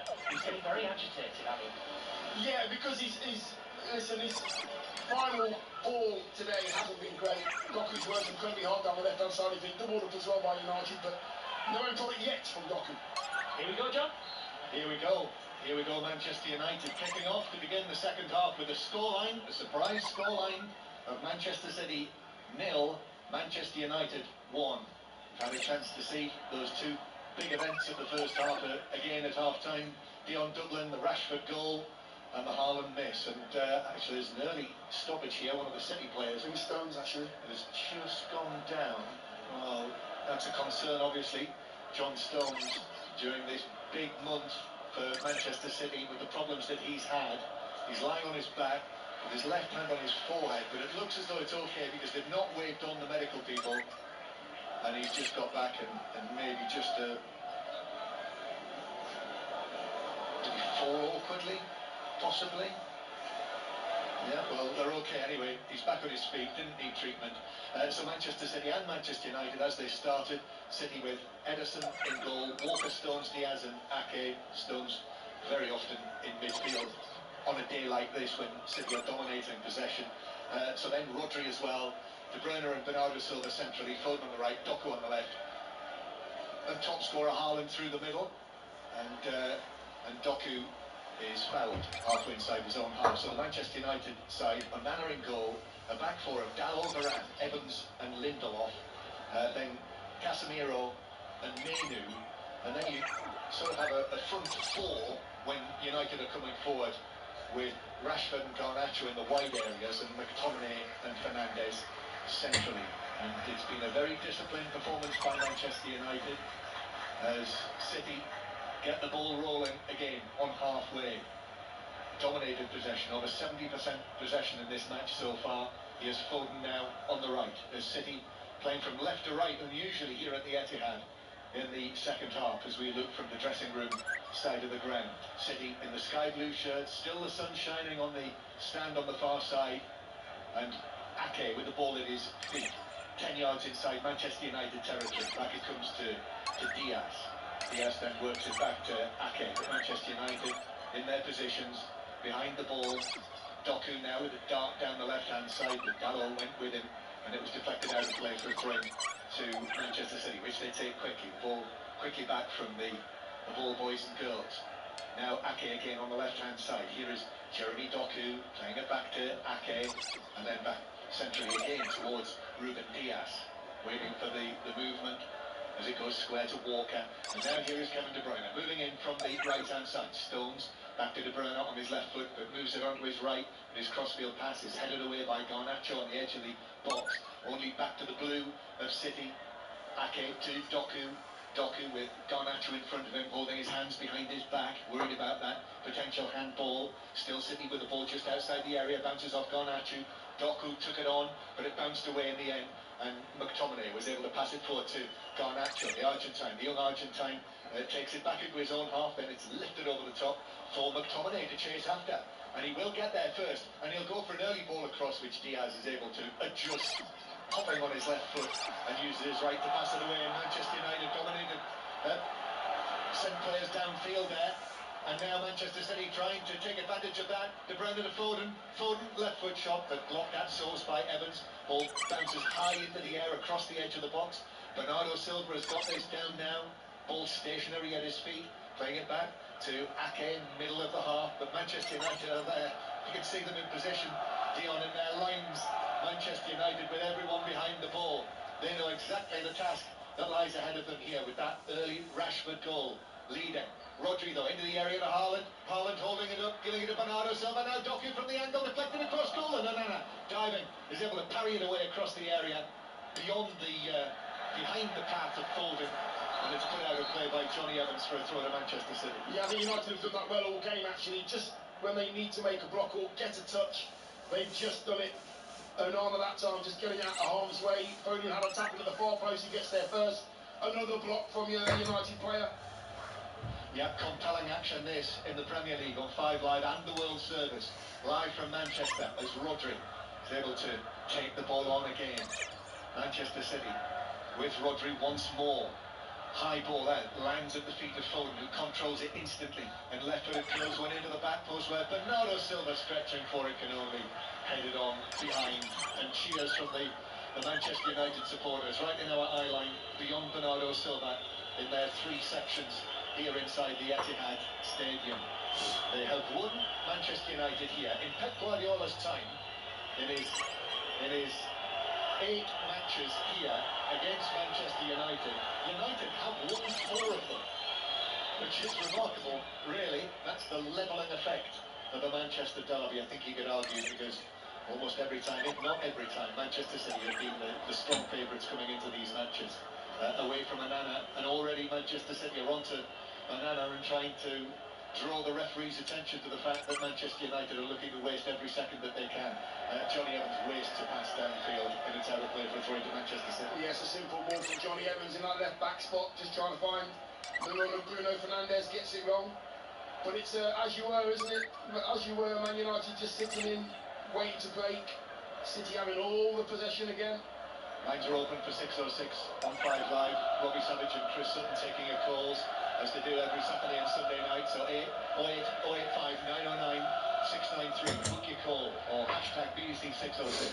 Text 85058. I'll have plenty to talk about if it stays like this, or indeed whatever happens, I would imagine, in the remainder of this match. Marcus Rashford, the goal scorer, running it away to the halfway line, but with Foden on one side and Walker on the other. The two of them force him to run it out of play, so to throw into Manchester City. Pep Guardiola's taken his big coat off. He means business. Black polo neck on, and he's right. He's almost on the pitch, watching Manchester City lose it on the halfway line. Little back heel from McTominay to Bruno Fernandes. Fernandes running it across the centre circle and then playing it back into their own half. Without question, Manchester United here, Ten Hag's side, they've got the bit between their teeth. The criticism that they've come in for after last weekend's defeat to Fulham. Onana gives it out to Casemiro. Casemiro touches it round Bernardo Silva. Casemiro, who was named in the Brazil squad, the captain for the matches against England and Spain later this month. They'll be at Wembley. The ball back with Dalot. You'll hear those matches on 5 Live, as well as the Wales Euro playoff matches, and Scotland in the Netherlands as well. Here's Menu. Menu rolling the ball right across the pitch to the left-hand side. It's in the Manchester City right-back area. Booze for Rashford. Lindelof. Then to Menu on the edge of the area. And Lindelof is able to, under pressure, play to Dalot. And Manchester United, for once, have got possession inside the Manchester City half. A welcome breather for them since the start of the second period. Garnacho and Dalot, and then Bruno Fernandes.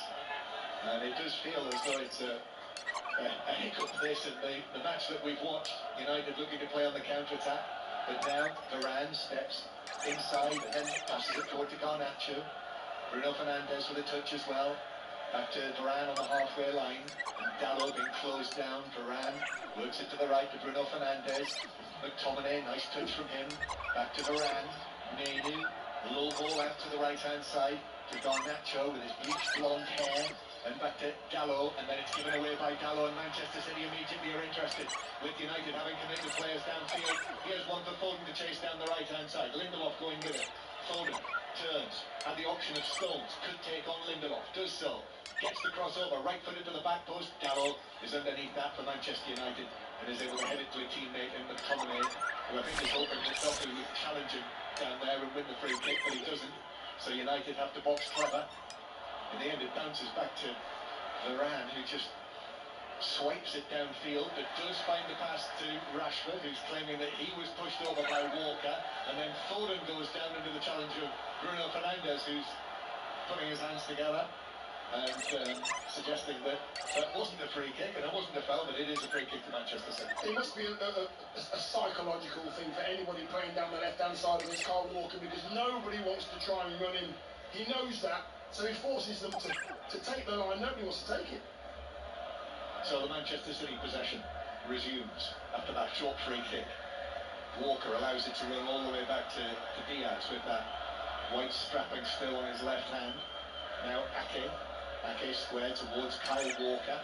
Now Foden again. He also has got that now familiar strapping on his right hand. Foden. Then a low ball right into the path of Doku over on the far side. Doku against Dalot. Back to Ake.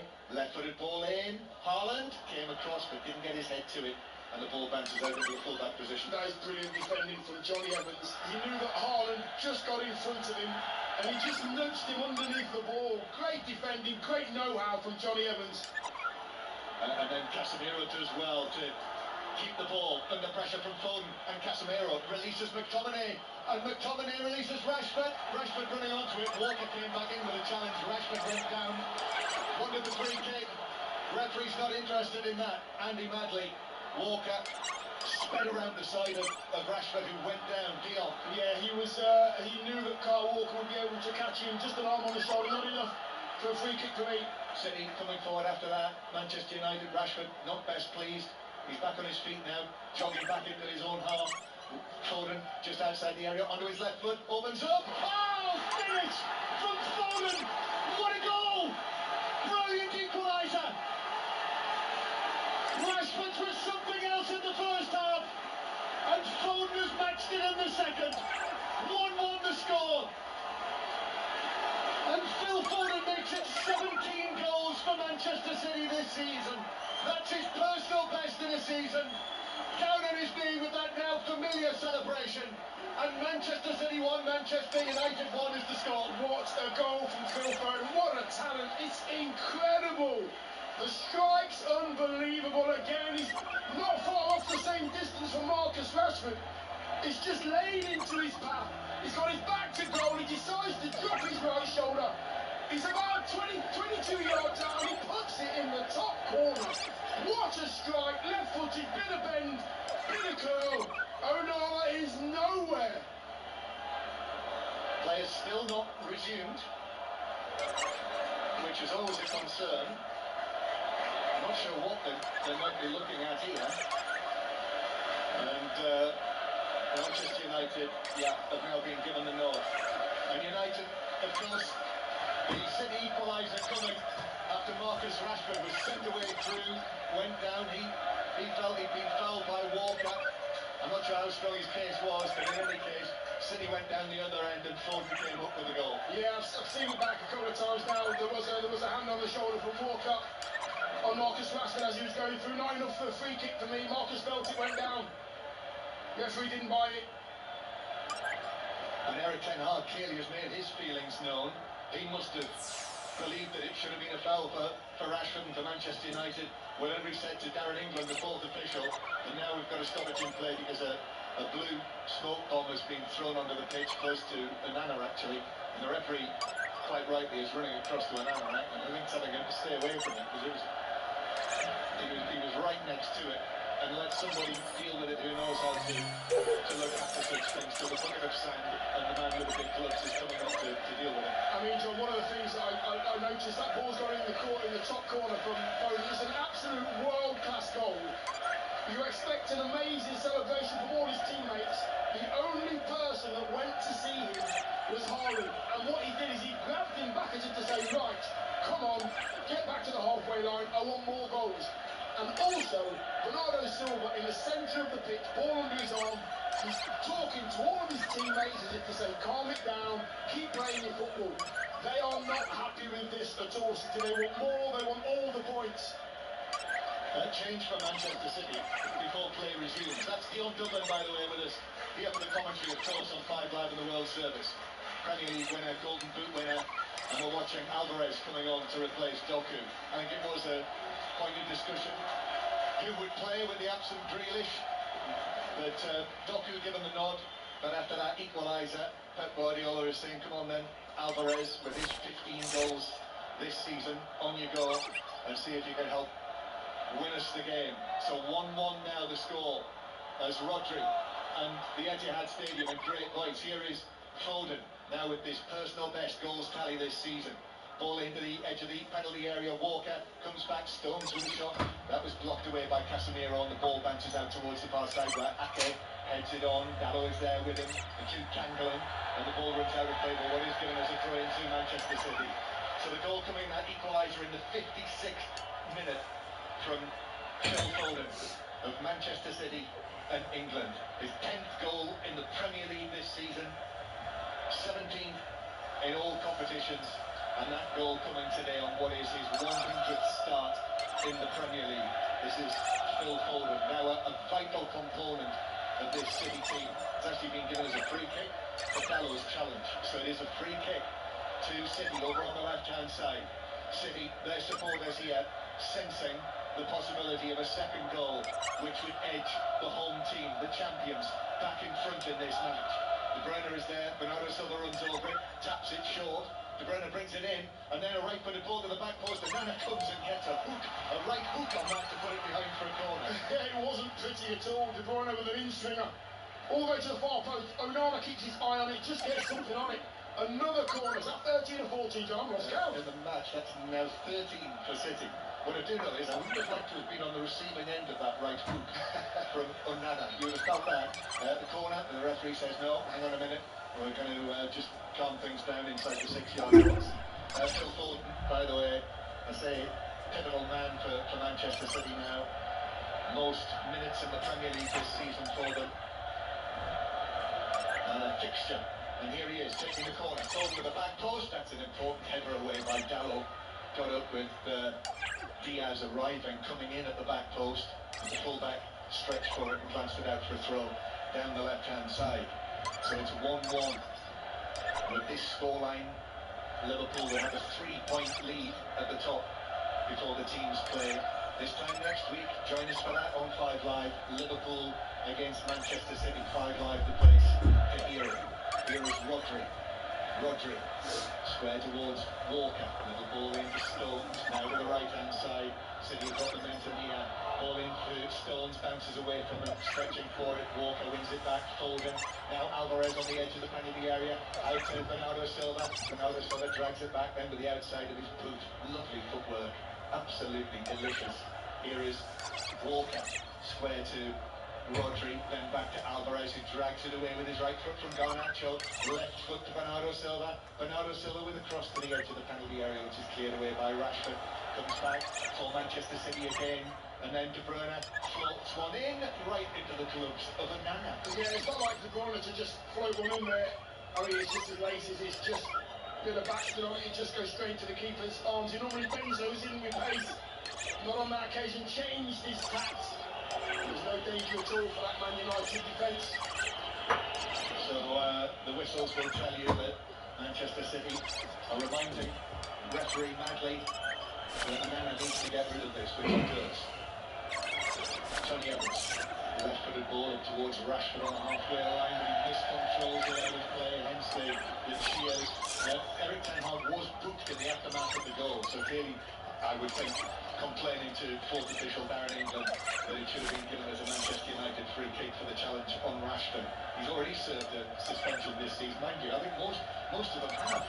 Which Premier League manager hasn't served a suspension this season? Here's Foden on the right-hand side. There's a question for you.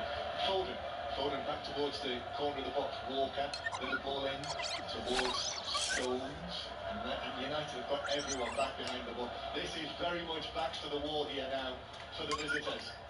Foden, right side of the ball, left of the ball in. Bernardo Silva's header across, over the top of Haaland, cleared away by Johnny Evans. Haaland. You just know, despite his misses and his half chances and his non-chances in this match, that there's every chance that he will have a say in this. De Bruyne on the right-hand side, particularly with this sort of pressure. De Bruyne rolls it in, but again overhit by De Bruyne, so Onana is able to come out and collect it as he's challenged by Foden, and Onana is claiming that he's received a knock in there and he's lying on his back with his arm in the air.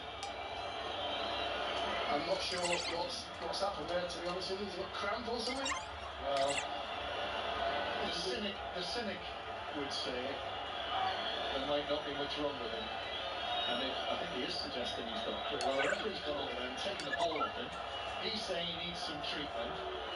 And of course he was anti-Madley to doubt him. So yeah, the medical people will come on. And Onana gets back to his feet. And you can hear the reaction to that from the Manchester City fans, who I think might be some of those cynical people. There's thousands in here. And now he's sat down. He's down again now. Sat down again. One for the older listener, he was in a position called the dying fly from many years back. Both arms in the air, both arms in the air, both legs in the air, looking ridiculous. And now he's up, now he's down again. I'm not sure what's going on. He's up again. He's up again. And I think that will be the final. I don't think he's going down again.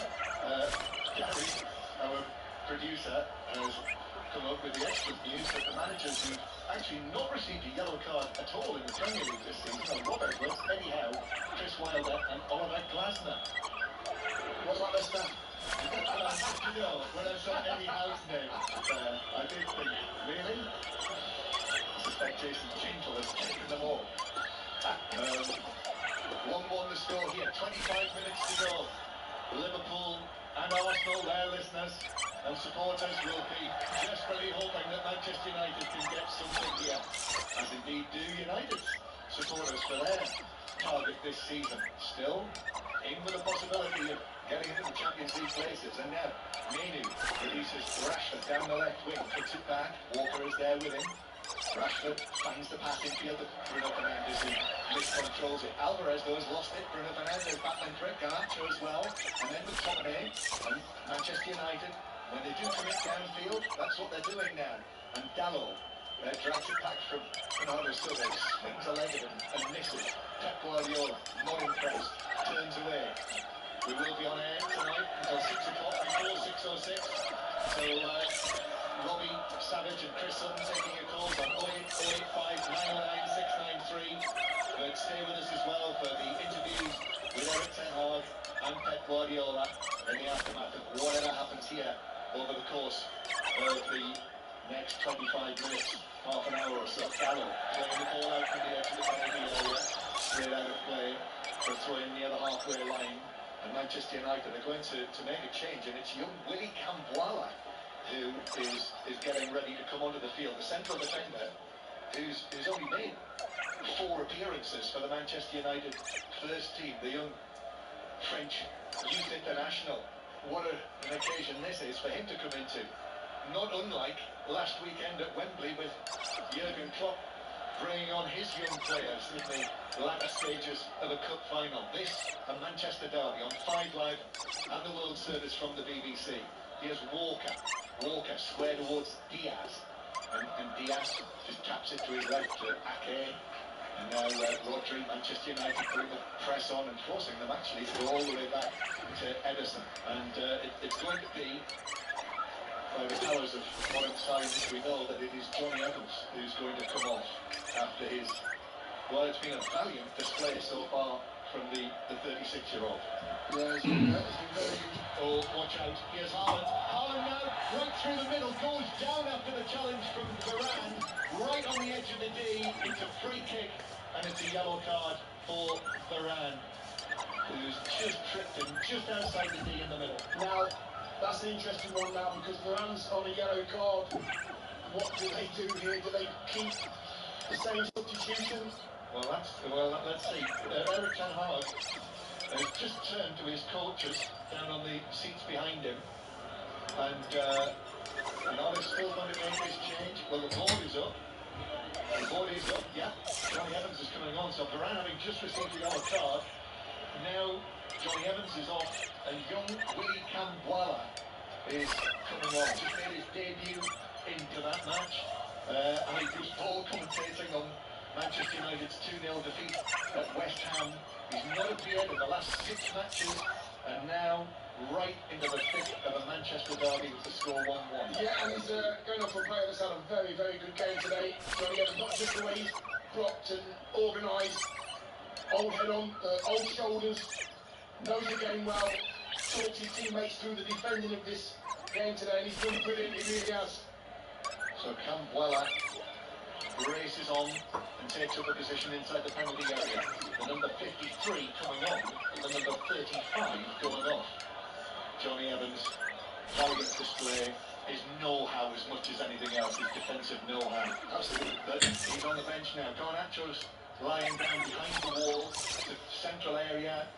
Alvarez and De Bruyne are talking to one another, of course, with their hands over their mouths, lest anyone be able to lip read what they're saying to one another. Bernardo Silva to the right of it, Kevin De Bruyne to the left. Could be either. I think I backed De Bruyne, but it could be Bernardo Silva. Onana is just right of centre in his goal, waiting for the whistle.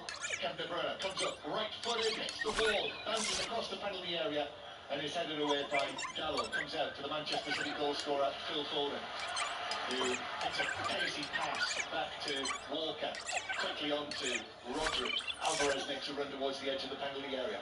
Haaland is in there in the danger zone, of course. The ball is with Foden on the right-hand side. 1-1 the score, he just switched onto it. Rodri then, his pass runs all the way to Diaz, runs his right foot over it, gives it to Ake to the left-hand side. It's Bernardo Silva now on the left-hand side since Doku was substituted. Then the pass from Stones to the right, comes back centrally. Walker's going to have a go, but it's straight to Onana. Look at that chest height is, and the Manchester United goalkeeper pats it down. Yes, what a strike. 25 yards out again, Kyle Walker fancying his chances. No red shirt flying out in this time. Struck it well, Onana straight behind it, no danger. Manchester United then start to play it out from the back. Lindelof. We're now into the last 20 minutes for Manchester United, their supporters, Eric Ten Hag. This is a long 20 minutes. This is asking a great deal to hold out against Manchester City in these circumstances. Yeah, United trying to play out at the back. They haven't done that all game. Only under pressure when they've had to do it, they've done it well. But when they've got time to do it, it hasn't worked for them today, United. They've got the ball forward and they've been dangerous. Now they're trying to play out from the back and they're giving the ball away. In the Super League first win of the season for Hull FC, they've beaten London Broncos 28-24. So that's the final score. We've got commentary later on Sports Extra on the Leicester-Chelsea Women's Super League match, which kicks off at 6 o'clock, so that'll be on Sports Extra, while 606 is on 5 Live, and also coverage of the World Indoor Athletics continuing from Glasgow. As the ball played over the top down the left-hand side, that Kambwala is able to come across, and prevented from reaching Bernardo Silva, and then playing it away up the line to Garnacho, who got a touch on that, but actually the ball stays in play. So Manchester City start again. Kyle Walker slipping the ball through the middle, but Fernandes slid in and cut that out, and Manchester United looked to break. Rashford had to slam the brakes on there. In any case, it ran to Dalot, who's getting forward very quickly from his position as it's knocked back into the Manchester United half, and then all the way back towards the edge of the penalty area for Manchester United. Diogo Dalot has now appeared over here on the left-hand side as the ball runs out of play harmlessly for a Manchester City throw. Rather like Liverpool yesterday, you know, you could see it. You know, the only thought is to win. When you're up against this Liverpool team and this Arsenal team, certainly a home match, these teams feel that you've got to win every match. It's urgency, it's written all over Manchester City. As Bernardo Silva now, Rodri, then through to John Stones. Stones is able to roll a pass into the path of Walker. Now here's Foden with Dalot up against him. Foden cutting in as he did for the goal that he scored, but into the penalty area. Then the ball that's played forward by John Stones is deflected for Manchester United, but it comes back for City again. And once more, City starts centrally. Rodri through the middle to De Bruyne. Square from him. Alvarez then to the left-hand side to Bernardo Silva. Ball back across. That's cleared away by a forward, McTominay. And it runs to the halfway line, but there's no one there in the red shirt, so it's going to come straight back at you. Absolutely. Man United getting into that same formation. City having to change now because Bernardo Silva's gone down the left-hand side. The latest wave, Bernardo Silva with a cross deflected into the gloves of Nana, who's able to catch. And Anthony is going to come on for Marcus Rashford as United do launch one downfield, Nana, but Ederson comes out of his penalty area and passes it forward to Ake, who's tripped by Garnacho, and it's a free kick to Manchester City inside their own half. So Anthony coming on. I thought he'll get a lively welcome here inside the Etihad Stadium. Marcus Rashford. Rashford will be booed off, but Anthony will be booed on. But Dion, you've been in that position many times. in these matches. Yeah, it's, you know, I think Marcus has done great. He's worked really hard. He looks a little bit leggy now. He's played his part. Now it's down to Anthony again. Gets a high five from his captain there, Bruno Fernandes. And so Manchester City take the free kick. United now with Camboire as the right back, Lindelof and Varane as the central defenders, and Dalot as the left back. So that's how they've rejigged it. So young Camboire has taken up a position on the right hand side of the Manchester United defence. Manchester City 1, Manchester United 1. 6:06 on the way with Chris Sutton and Robbie Savage. But Manchester City beginning to run out of time. Just over 15 minutes for them to find a way through and win this match and close to within 1 point of the leaders. Rodri's ball over the top, that's headed away on the edge of the penalty area by Dalot. Garnacho wrestles his way free of Alvarez. Now Casemiro turns the ball back to Varane, back to Onana, who had to hit a first-time ball beyond Haaland to his left, to Dalot with the outside of his boot, sends a pass forward for Bruno Fernandes, who's looking for Anthony, and Bruno Fernandes' pass to Anthony might have come back from an offside position. Yep, the flag was up against him, even though I think he fouled Rodri in the end. Yeah, great goal down the left-hand side for United. Looked very positive. Went a bit early, Anthony, with his run down the centre of the pitch. 1-1 the score. And Manchester City. Quite a tense feeling around the Etihad Stadium. Ball goes up to Haaland. If you weren't listening in the first half, an extraordinary miss by Haaland just before half-time, which, if you haven't, you need to see it to believe it. Here's Foden. Brilliant goal from him. He absolutely drilled it with his left foot. As Jimmy Armfield always used to say, we were right behind it. Had a great view as it hit the top corner. Here is De Bruyne, who's appeared on the left-hand side for Manchester City. And then gives it back to Ake, who lifts it in left foot, but that's headed away across the penalty area by Lindelof. Garnacho heads it down, gets it back. Garnacho running it away. He's dispossessed by Ake. That was no nonsense from Nathan Ake. And Ake again as Foden goes down on the edge of the area after colliding with Camboire. Play continues though. That was off the ball. Here's Rodri, scoops it forward into the area. That's headed across the box. Kneed away by Mainu. Comes back into the Manchester United area. The referee spotted a foul, I think, on McTominay, who's the man on the ground, and it's a free kick to Manchester United. Yeah, all hands to the pump for United at the moment. City are just keeping that ball alive. Every time the ball goes there and it's a City ball, they're just stopping it with their hands and getting the game underway. That four that United have got in the middle of defence there with Casemiro and Kobe Mainoo has been so vital for them today. This performance, rigid, concentrated. And the ball with the goalkeeper, Anana, the Manchester United goalkeeper.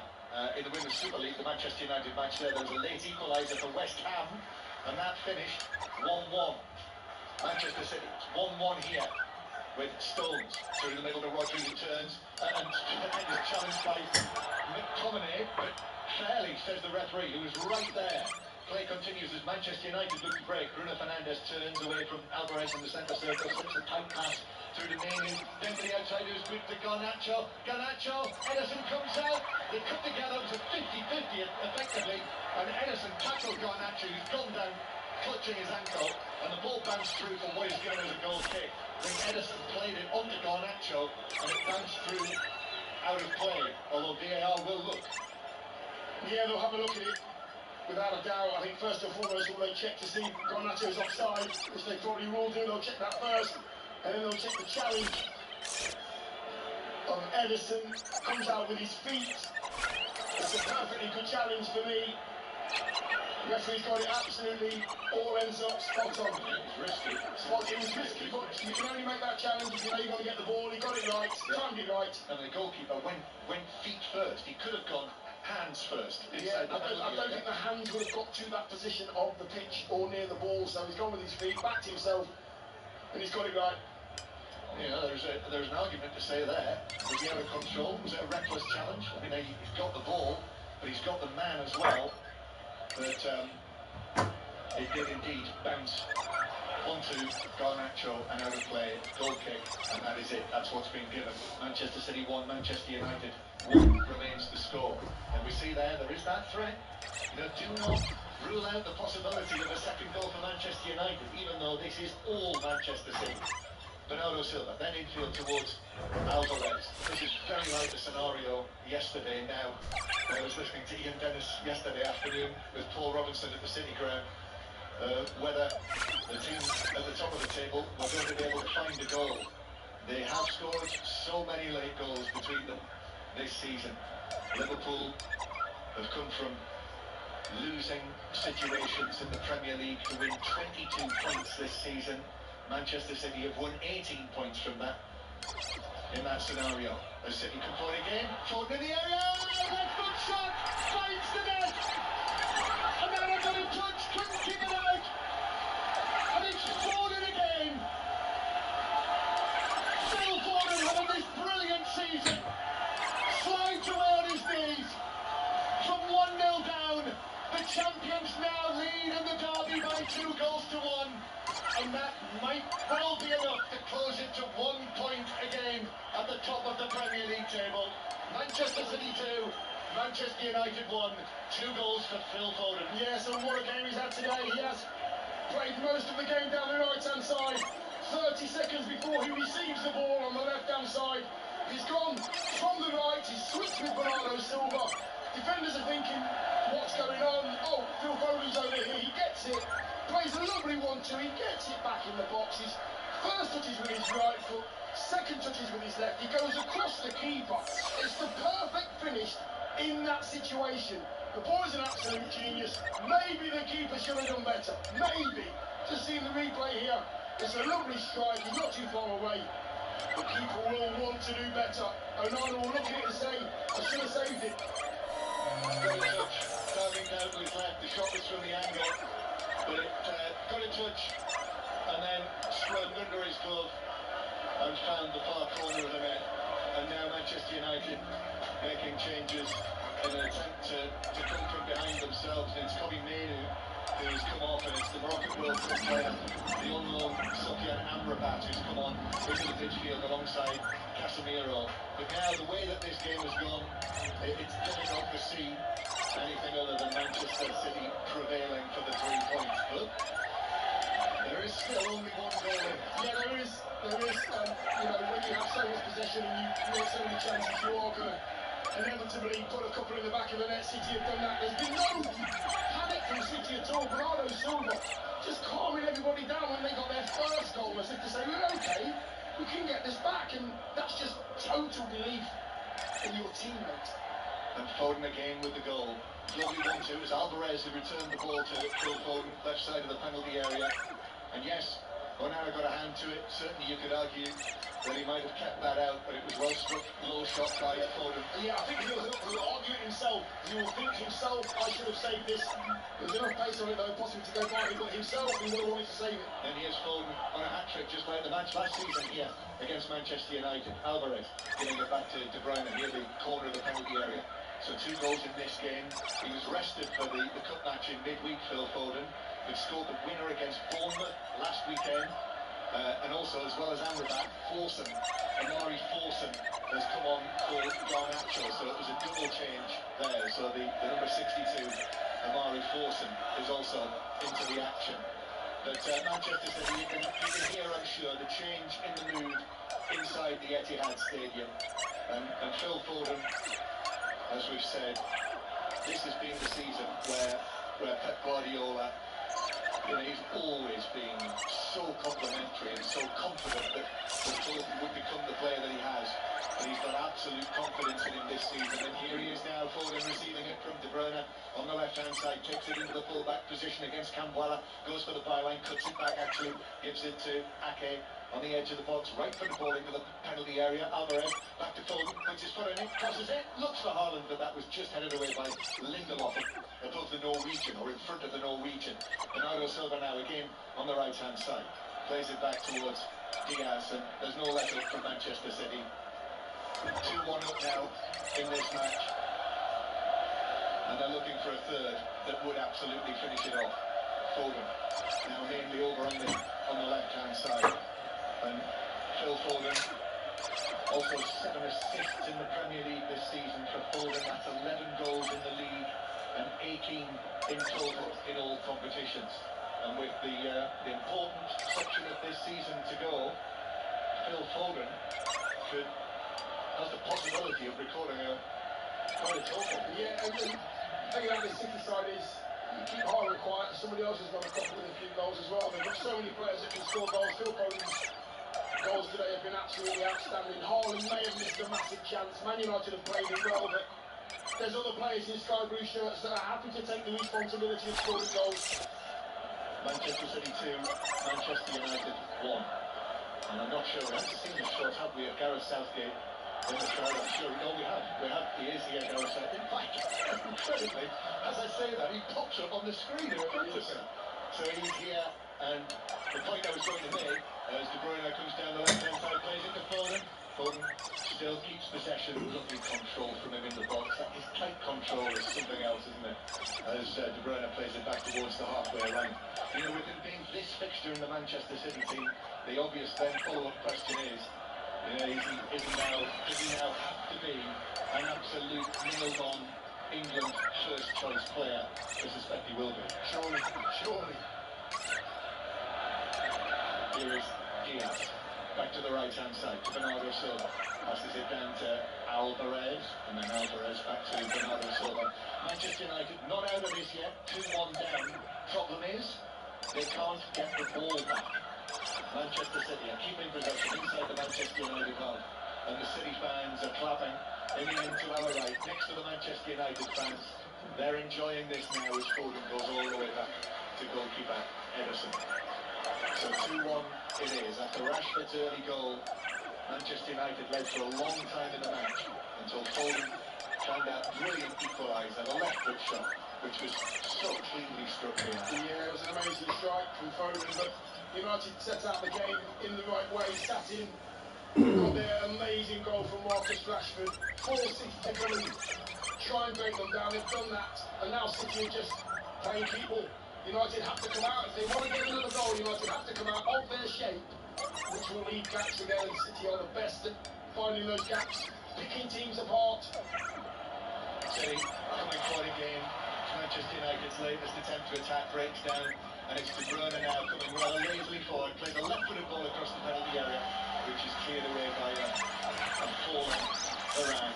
He's been very good as well today, Varane, should be said. He's been mentioned in dispatches. Absolutely, and he stayed in between the post, defended very well with whoever's been by the side of him. Johnny Evans again was outstanding. Ogana's done okay. First half, brilliant. Second half, not so. Corner then for City. Corner from the far side, in front of the Manchester United fans. De Bruyne slips it in under the crossbar, and Onana dived for it. Ake was there as well. Final touch was off the gloves of the goalkeeper, who's claiming that he was being fouled by Ake, but the referee says no, fair challenge, and it's a corner from the other side for City that Bernardo Silva is waiting to take. He has got City fans on their feet, behind him in the stands, clapping in rhythm. Bernardo Silva left-footed corner in, it's above Haaland, bounces across the box. Heavy touch by Gallo. I think there was shouts that might have come off his hand, but it's bounced into the full-back position. De Bruyne was holding it up there against him, and now Alvarez right-footed ball right across the pitch to Bernardo Silva, still on the side where he took the corner. Bernardo Silva then working it back into the area to John Stones. Challenge comes in on him from Casemiro. Bernardo Silva then chips it right towards the back post. De Bruyne header across the 6-yard box. That's cleared away by Varane, and it bounces away for Manchester United to race it to Anthony. And Anthony now off on a run down the right wing. He's got 2 City players chasing him, Nathan Ake, but also Phil Foden, who comes in with a challenge and is able to deflect it out of play and turns and says to the crowd over there, come on, let's have your support. Did Guardiola do the same thing? Exactly the same. You look like a sea lion. There's Haaland on the halfway line, loses out to Varane, and Manchester United have it inside their own half. Manchester United do lose this, but for the first time since September 2014 that Manchester United have lost after leading at half-time in the Premier League. And that's 43 matches. 2014 when they lost to Leicester City. Remember that one, the 5-3. Manchester United playing it forward. They've not lost yet. Fernandes to force it. He wanted to leave it to Bruno Fernandes. He slipped twice forcing, and so Manchester City have got it back. And City come forward with Bernardo Silva running away from Force, and then to Alvarez. And Foden in the centre circle. Foden's able to turn into the back of the halfway line. Yes, lines will be open for 6:06. Coming your way at, I think actually 6:06 today, or thereabouts. 0885 909 693. There'll be 8 minutes of added time. So 8 minutes for Manchester City to see this through to another victory. A win against their local rivals. It will be Manchester City's 6th win in the last 7 matches against their city rivals. Or alternatively, Manchester United thinking little gasps.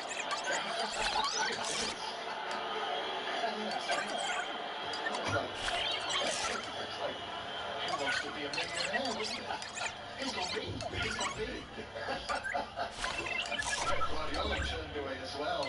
Arms folded, bad body language. Here is De Bruyne. De Bruyne down the line, slipped in field by Foden. Lovely touch that. De Bruyne drives it onto the edge of the area. Right foot shot. Oh, close. Just wide of the right post as he looked at it. Yeah, and he fancied it. As soon as he got it back from Phil Foden, he's travelling.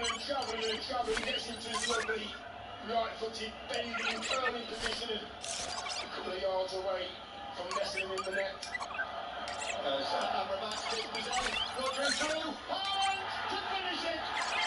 Hooks it away! Left foot beyond Onana! Manchester United losing it on the edge of their own box! Amrabat, the guilty party! And Erling Haaland says that will do for this Manchester derby! 3-1 they lead! And Manchester City close back to within 1 point of Liverpool ahead of next Sunday's trip to Anfield. Manchester City 3, Manchester United 1, and Haaland makes it 28 for City for the season. Yeah, keeping him quiet is a job. 8 minutes we've seen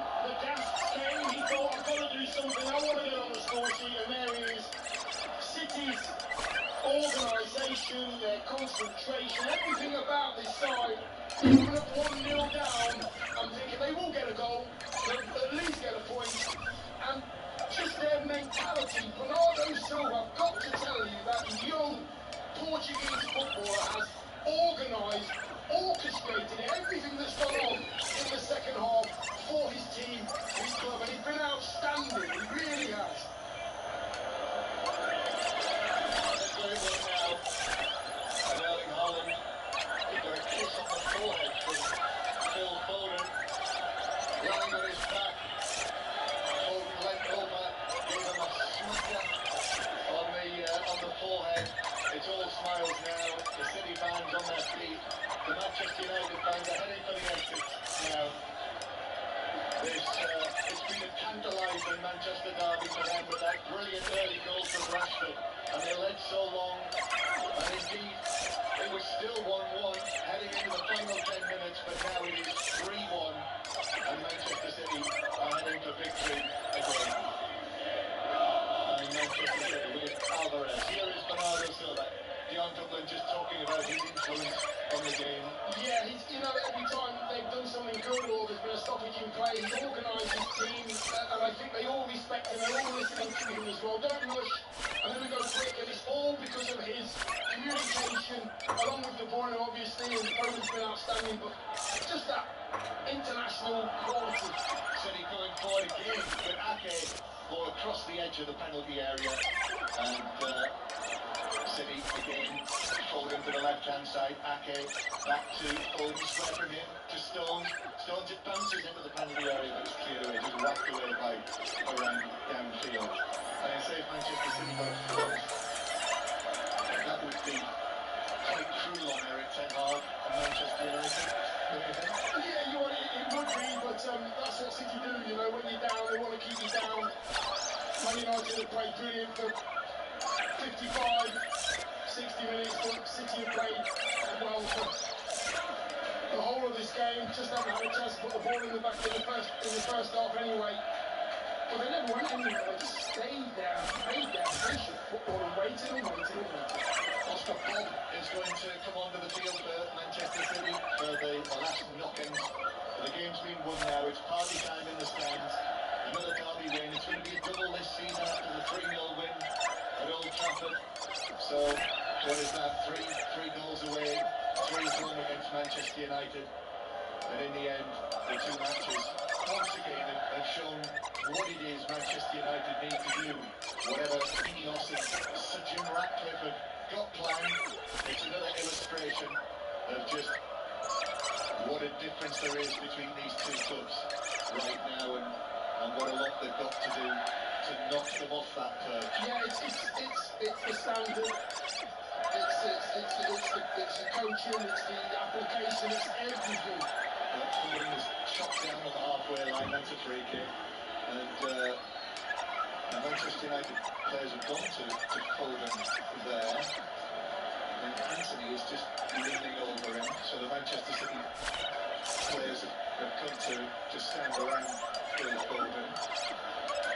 Certainly, we don't need this City to be a problem. Foden is still down, so there's a bit of concern here. It's actually Phil Foden who's going to be substituted. That was the plan. So Guardiola looking rather concerned here, but he's on his feet, Phil Foden, and I think he's going to be okay to leave the field on the far side. We'll have to check and see how he is. But there we are, another excellent day for Phil Foden. 2 goals in the derby. This is the Mancunian, this is the Manchester City fan. And Pep Guardiola is leading the applause for Phil Foden. Hat-trick here against Manchester United last season. 2 goals this season. This was his 100th Premier League start. He started 35 matches in all competitions for City this season. Played more minutes than anyone else. He is very much part of the Manchester City modern furniture, and he's able to walk around the pitch and receive applause all the way around. What a great position for a young man who grew up supporting Manchester City to the end, to be able to soak it all up beyond. Yeah, and play for his boyhood club, one of the best coaches in the world, playing with the best players. He's just absolutely relishing in it and loving it as well. And the better player he plays with, the better player he becomes. Manchester City 3, Manchester United 1. 5 live underworld service. The final moments of this 192nd Manchester derby, which is very much, in the end, gone Manchester City's way with those late goals from Foden and Haaland in the last 10 minutes plus added time. Ball out of play for a throw into Manchester United. Eric Ten Hag. It's Everton next for Manchester United next Saturday. And Manchester United 6 points behind Tottenham, who are in the 5th place position right now. There's United with Fernandes. The applause continues as Phil Foden now makes his way around this side of the pitch. We've seen that sharp shooter celebration coming twice today. And it certainly seems okay, that knock that he got late in the game, even though his sky blue and white kit is considerably muddy.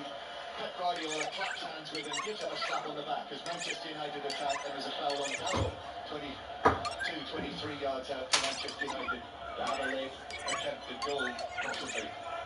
And we are now in the 8th minute of added time. So 6:06 to follow on 5 Live. Robbie Savage and Chris Sutton taking your calls. You'll be able to read all about it on the football pages of the BBC Sport website. Simon Stone is here. You'll be able to read his match report, highlights, match of the day 2 tonight on BBC One, anytime on the iPlayer. The Women's Football Show will follow that on the television. And all of the forward-afternoon interviews, if you don't hear them in the next hour, they'll be on the Football Daily podcast. Fernandes then takes this free kick into the area, glances up ahead and behind. And that's it. There's the final whistle. There is the celebratory roar from the Manchester City fans inside the Etihad Stadium. A league double over Manchester United this season. 3 goals at Old Trafford. And in the end, 3 goals here at the Etihad today. 3-1 the final score. And Manchester City, even though they were made to work for it, good value beyond Dublin. Yes, over the 98 minutes, City did deserve it. Played some really good football, very, very patient. I mean, the performance of Bernardo was outstanding without doing anything special. He led this team to the victory. Kevin De Bruyne again doing what he does, but today belongs to Phil Foden. What a young player. What an amazing footballing brain. And 2 brilliant goals. Well done, young man. You deserve to win all 3 points today. Yeah, City players. There are embraces out there between blue and red. I see Ruben Diaz, a big hug with Diogo Gallo in the centre circle, and likewise, you know, they were tested today. That early goal from Marcus Rashford, what a goal that was. City only equalising 11 minutes into the second half, but City came on strong in that second period and found the goals that they weren't able to do in the first half when Erling Haaland perpetrated that extraordinary miss before half-time. The 2 goals for Foden, and then Haaland got on the score sheet right at the end. And now the songs of celebration ring around the Etihad Stadium. And it's back to 1 point, the lead at the top. And this really testing month that they've got. Even from Manchester City, it's a testing month. It started off with an excellent win in the end against Manchester United by 3 goals to 1. And here's Steve Costa, who's just to our left. The Manchester United players have just made their way over to their fans opposite us here inside the Etihad Stadium, led by Andre Onana, who's standing there, one hand on his hip, the other with a towel, applauding the Manchester United fans. These Manchester City players, Dion Dublin, I was just looking at some of the statistics.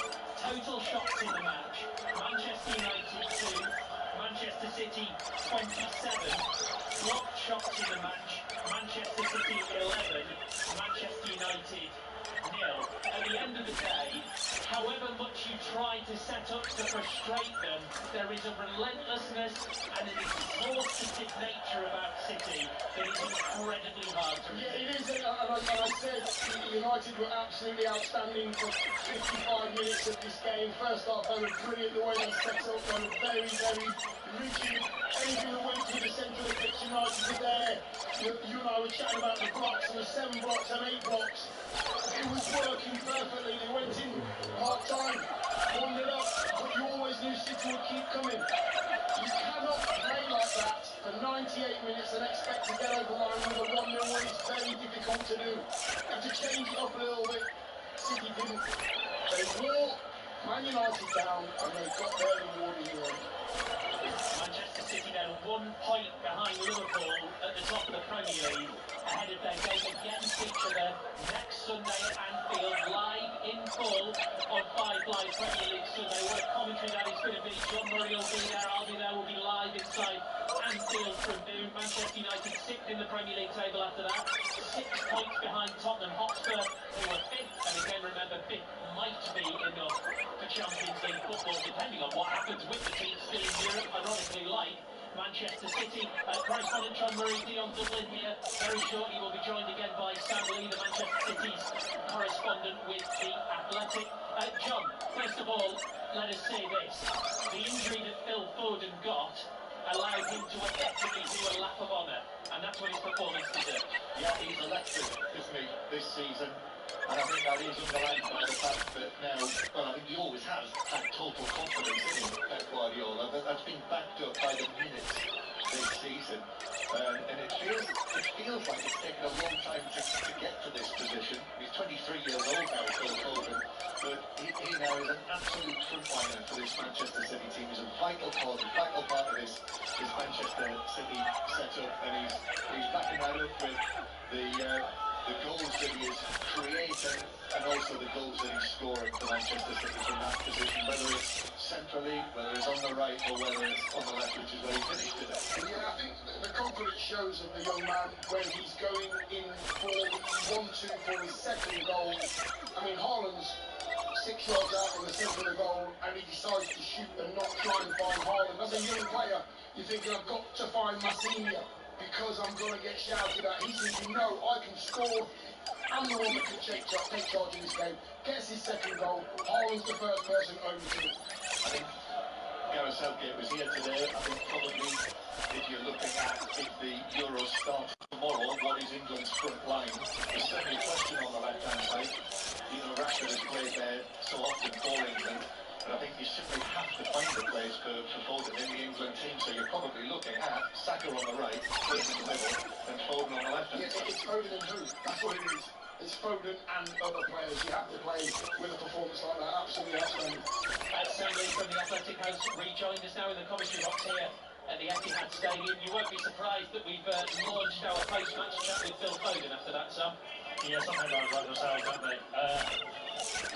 Guardiola's always talked about his composure in front of goal, and you might remember the Champions League final last year where he danced through and he could score the greatest goal in the Champions League final to round us off, apart from the Everett kick. And he didn't have that composure in the box, but for that winner there, he did, and obviously the goal from outside the box for the equaliser. You put those two things together and you can see why it's 18 goals already this season, right? It's incredible numbers, really. It's also timing, Dion, because that goal came at a time in the game where Manchester United players were just blocking shot after shot after shot, and whilst you kind of felt they were going to break through, we were just about getting to that time where you were starting to feel, it might not be their day this, and then he does that. Yeah, but again, he's given the freedom, and I mentioned in comms as well that Bernardo Silva was the one that said, listen, let's swap sides. I'll go from the left to the right, you go on the left-hand side, and let's see what we can do here. But in a matter of seconds, he gets the ball on the left-hand side, he plays the 1-2. And like Sam says, he has the confidence to take on that effort. Sam, I was just saying that Haaland's in a position where he's got to tap it. He's got to tap it, but Foden took charge of the situation at 23 years old. The young man's just a genius. Well, to be fair, Haaland's younger, so he pulled right there. Yeah, he did, yeah. But I mean, Foden's numbers now, as Sam says, that's 18 for City this season. So 2 seasons ago, 16. Last season, 15. This season, 18, with a couple of months to add. I mean, they are excellent numbers, and I think we've discussed this, I think, earlier in the season. You'll probably part of the conversation, Sam, about the goals that Gundogan provided for Manchester City that obviously are now absent, that it needed people to weigh in, and Foden looks as though he could set quite a figure this season. Yeah, especially with Haaland having a bit of a weird season. Obviously, the other night he was fantastic against Luton, but before that, kind of not quite sure whether he's on the boil or not. Missing that sitter in the first half until what kind of day is it going to be? And at that point, again, thinking about Foden maybe in Australia, later on, maybe I don't know how to happen again. I'm going to do it myself. But yeah, you think about Haaland coming in last season, it was after Sterling and Jesus had left, and they were never as clinical as Haaland was. I think they got 35 goals between them in their last season. Those goals needed replacing. Mahrez is gone. Gundogan's gone. And if Holland's not scoring quite as many as he did last season, which were obviously like record-breaking numbers this season, what was he got, 29? So he's still doing alright. You do need others to step up, so Rodri's doing that a little bit.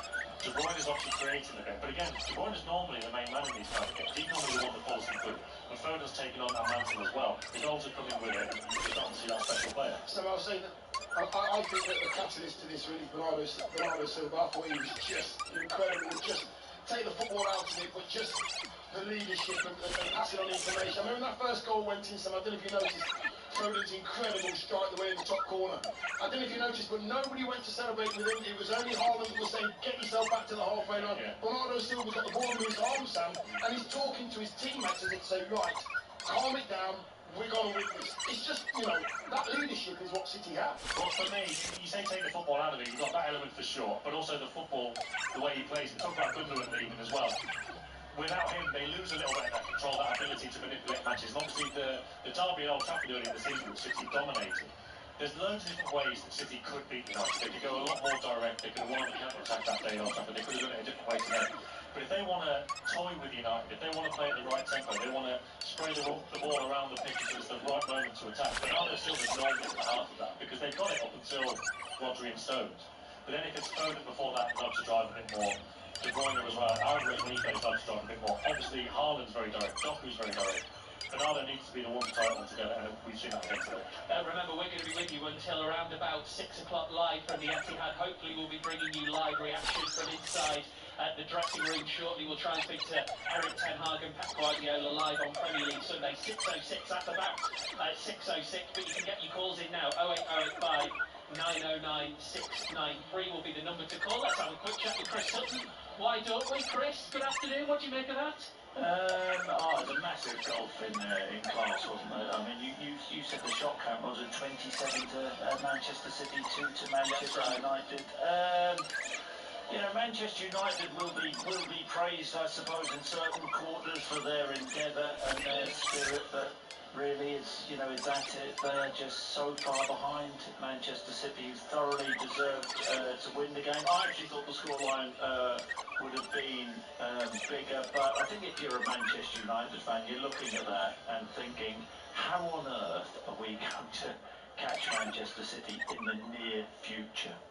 Sophie, it's really difficult. I mean, for the listeners, it's really difficult to play the way Manchester United played for 98 minutes, isn't it? With that concentration and, wanting to go and squeeze, but then getting back into your shape. I mean, just explain to people how difficult it is to do that for 98 minutes. It is difficult, and, I accept all those things, Dion, but, this is Manchester United you're talking about. It was like, as far as I could see, and I've, listened to the commentary, great commentary, Dion and John. It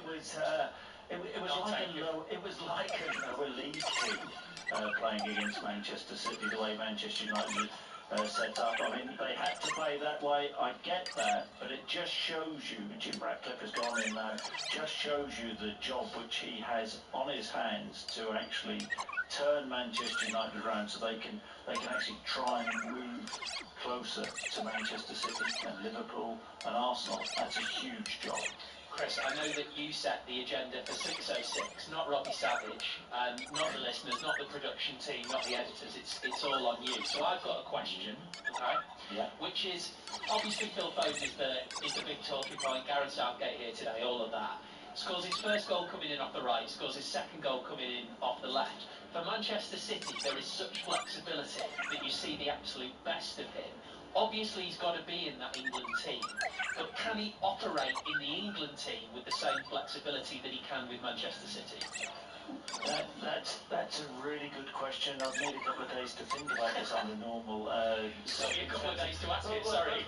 Well, is it fair to say that Garrett's a bit more rigid, than Pep Guardiola? Look, what do we know about Phil Foden? He can play numerous positions and play them brilliantly. He's got a wonderful football brain. He's still a young man. He's getting better and better and better. But what is exciting is going to the Euros. You've got Foden, you've got Bellingham, you've got Declan Rice, and I think there are many England fans out there who won't want to say it, but I mean, other than sort of France, John would know this better than me, who really, has the players which England have at this moment in time? Well, that is a very fair point, but there's been a string of tournaments recently where the favourites haven't necessarily ended up winning it. But it's the usual teams, isn't it? You're talking about Belgium and Portugal and Spain. Germany are obviously going to be on home ground. We'll have to see what Julian Nagelsmann's able to do with them. They're hopeless, the Germans. Well, let's not go too early on that. Are you going to laugh your head off if they go out again? Scotland will beat Germany in the Open. Well, Scotland are about to. I'm very confident Scotland are about to have the best tournament they've ever had. Nice. Chris, anything else on your agenda? Oh, did you see the kerfuffle up north? Brendan Rodgers kicking off, having a pop at the VAR official John Beaton, sort of blaming him for Celtic's results, sending off penalties. I've got to say, John and Dion, I don't quite know what's a penalty and what is and what's not anymore. I'm baffled. What about drop balls? Drop balls, haven't got a clue on that. We've known each other a long time, John, and I haven't got a clue about most things. But honestly, you've got to see some of the decisions up north. I mean, crazy. Celtic dropping points, Rangers losing yesterday as well. We've got a title race on in Scotland. I can't remember the last weekend that they both lost. That's a good one, yeah. That's one for you, Steve. I'm sure, thanks very much. If you care about Scottish football, you'd know that. Of course I care about Scottish football. 08085 909 693. Thank you, Chris. Have a good show. Chris at Robbie Savage 606. Get your calls in now. 08085 909 693. The lights are beginning to dim here inside the Etihad, but wonderfully, it's still bright at 20 to 6. Fantastic spring football has arrived. Hopefully more live reaction on the way from the two dressing rooms here after Manchester City 3, Manchester United 1. Sam Lee, let me throw you that question on Phil Foden in England. I thought you were going to ask about when the last time the old firm was both off the weekend.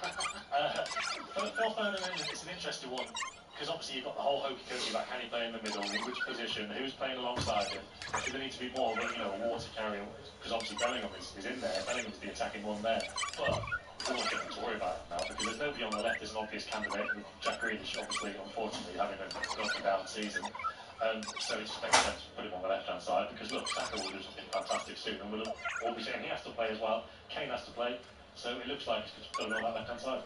This discussion could easily have been, Dion, about Marcus Rashford in England, having scored the goal that he scored in the first half. Yeah, definitely. And that discussion will still go ahead with Marcus Rashford, because he will definitely, off the back of that goal, get a little bit of Listen, the result won't be helping him at all, but his performance was good for 45 minutes. Marcus Rashford made a difference, so that's going to help him as an individual mentally as well. So he feels stronger for that first half performance, and yes, that will be a conversation that Mr. Southgate will have with him most definitely. Sorry, John, I thought you raised your microphone with intent. Sorry, I think you're a dummy there. You didn't. Sorry. Yeah, I sensed you were about to ask me something. So. No, well, maybe I should now. No, I mean, the quality of the goal is undeniable. He had two other chances which, ironically, were kind of probably slightly easier. But nonetheless, that Rashford conversation will continue with him. Certainly with Rashford. I think for Manchester United generally, we heard what Chris had to say there.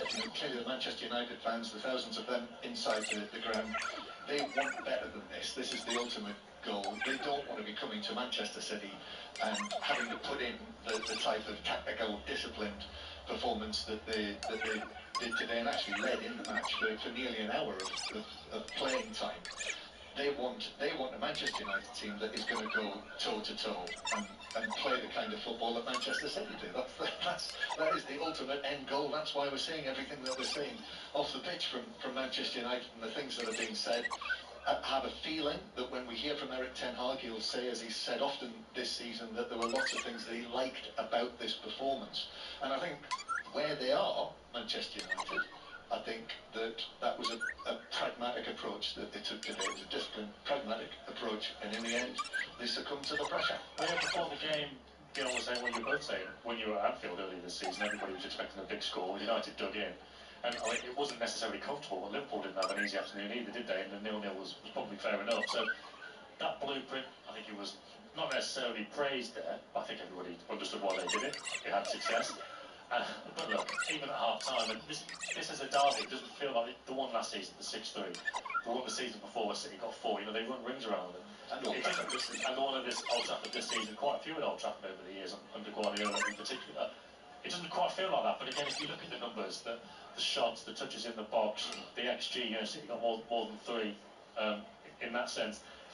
It was as one-sided as that, and although at half-time City fans were going in grumbling, Haaland had recently missed that City, is it going to be one of those days?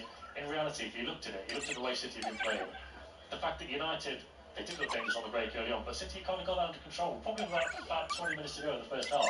The game was only really heading in one direction, and that's the way it continued right through the second half. It was clear to see as well. There was even with Marcus's incredible strike, there wasn't any panic at all from the bench, from the manager, from any of the players.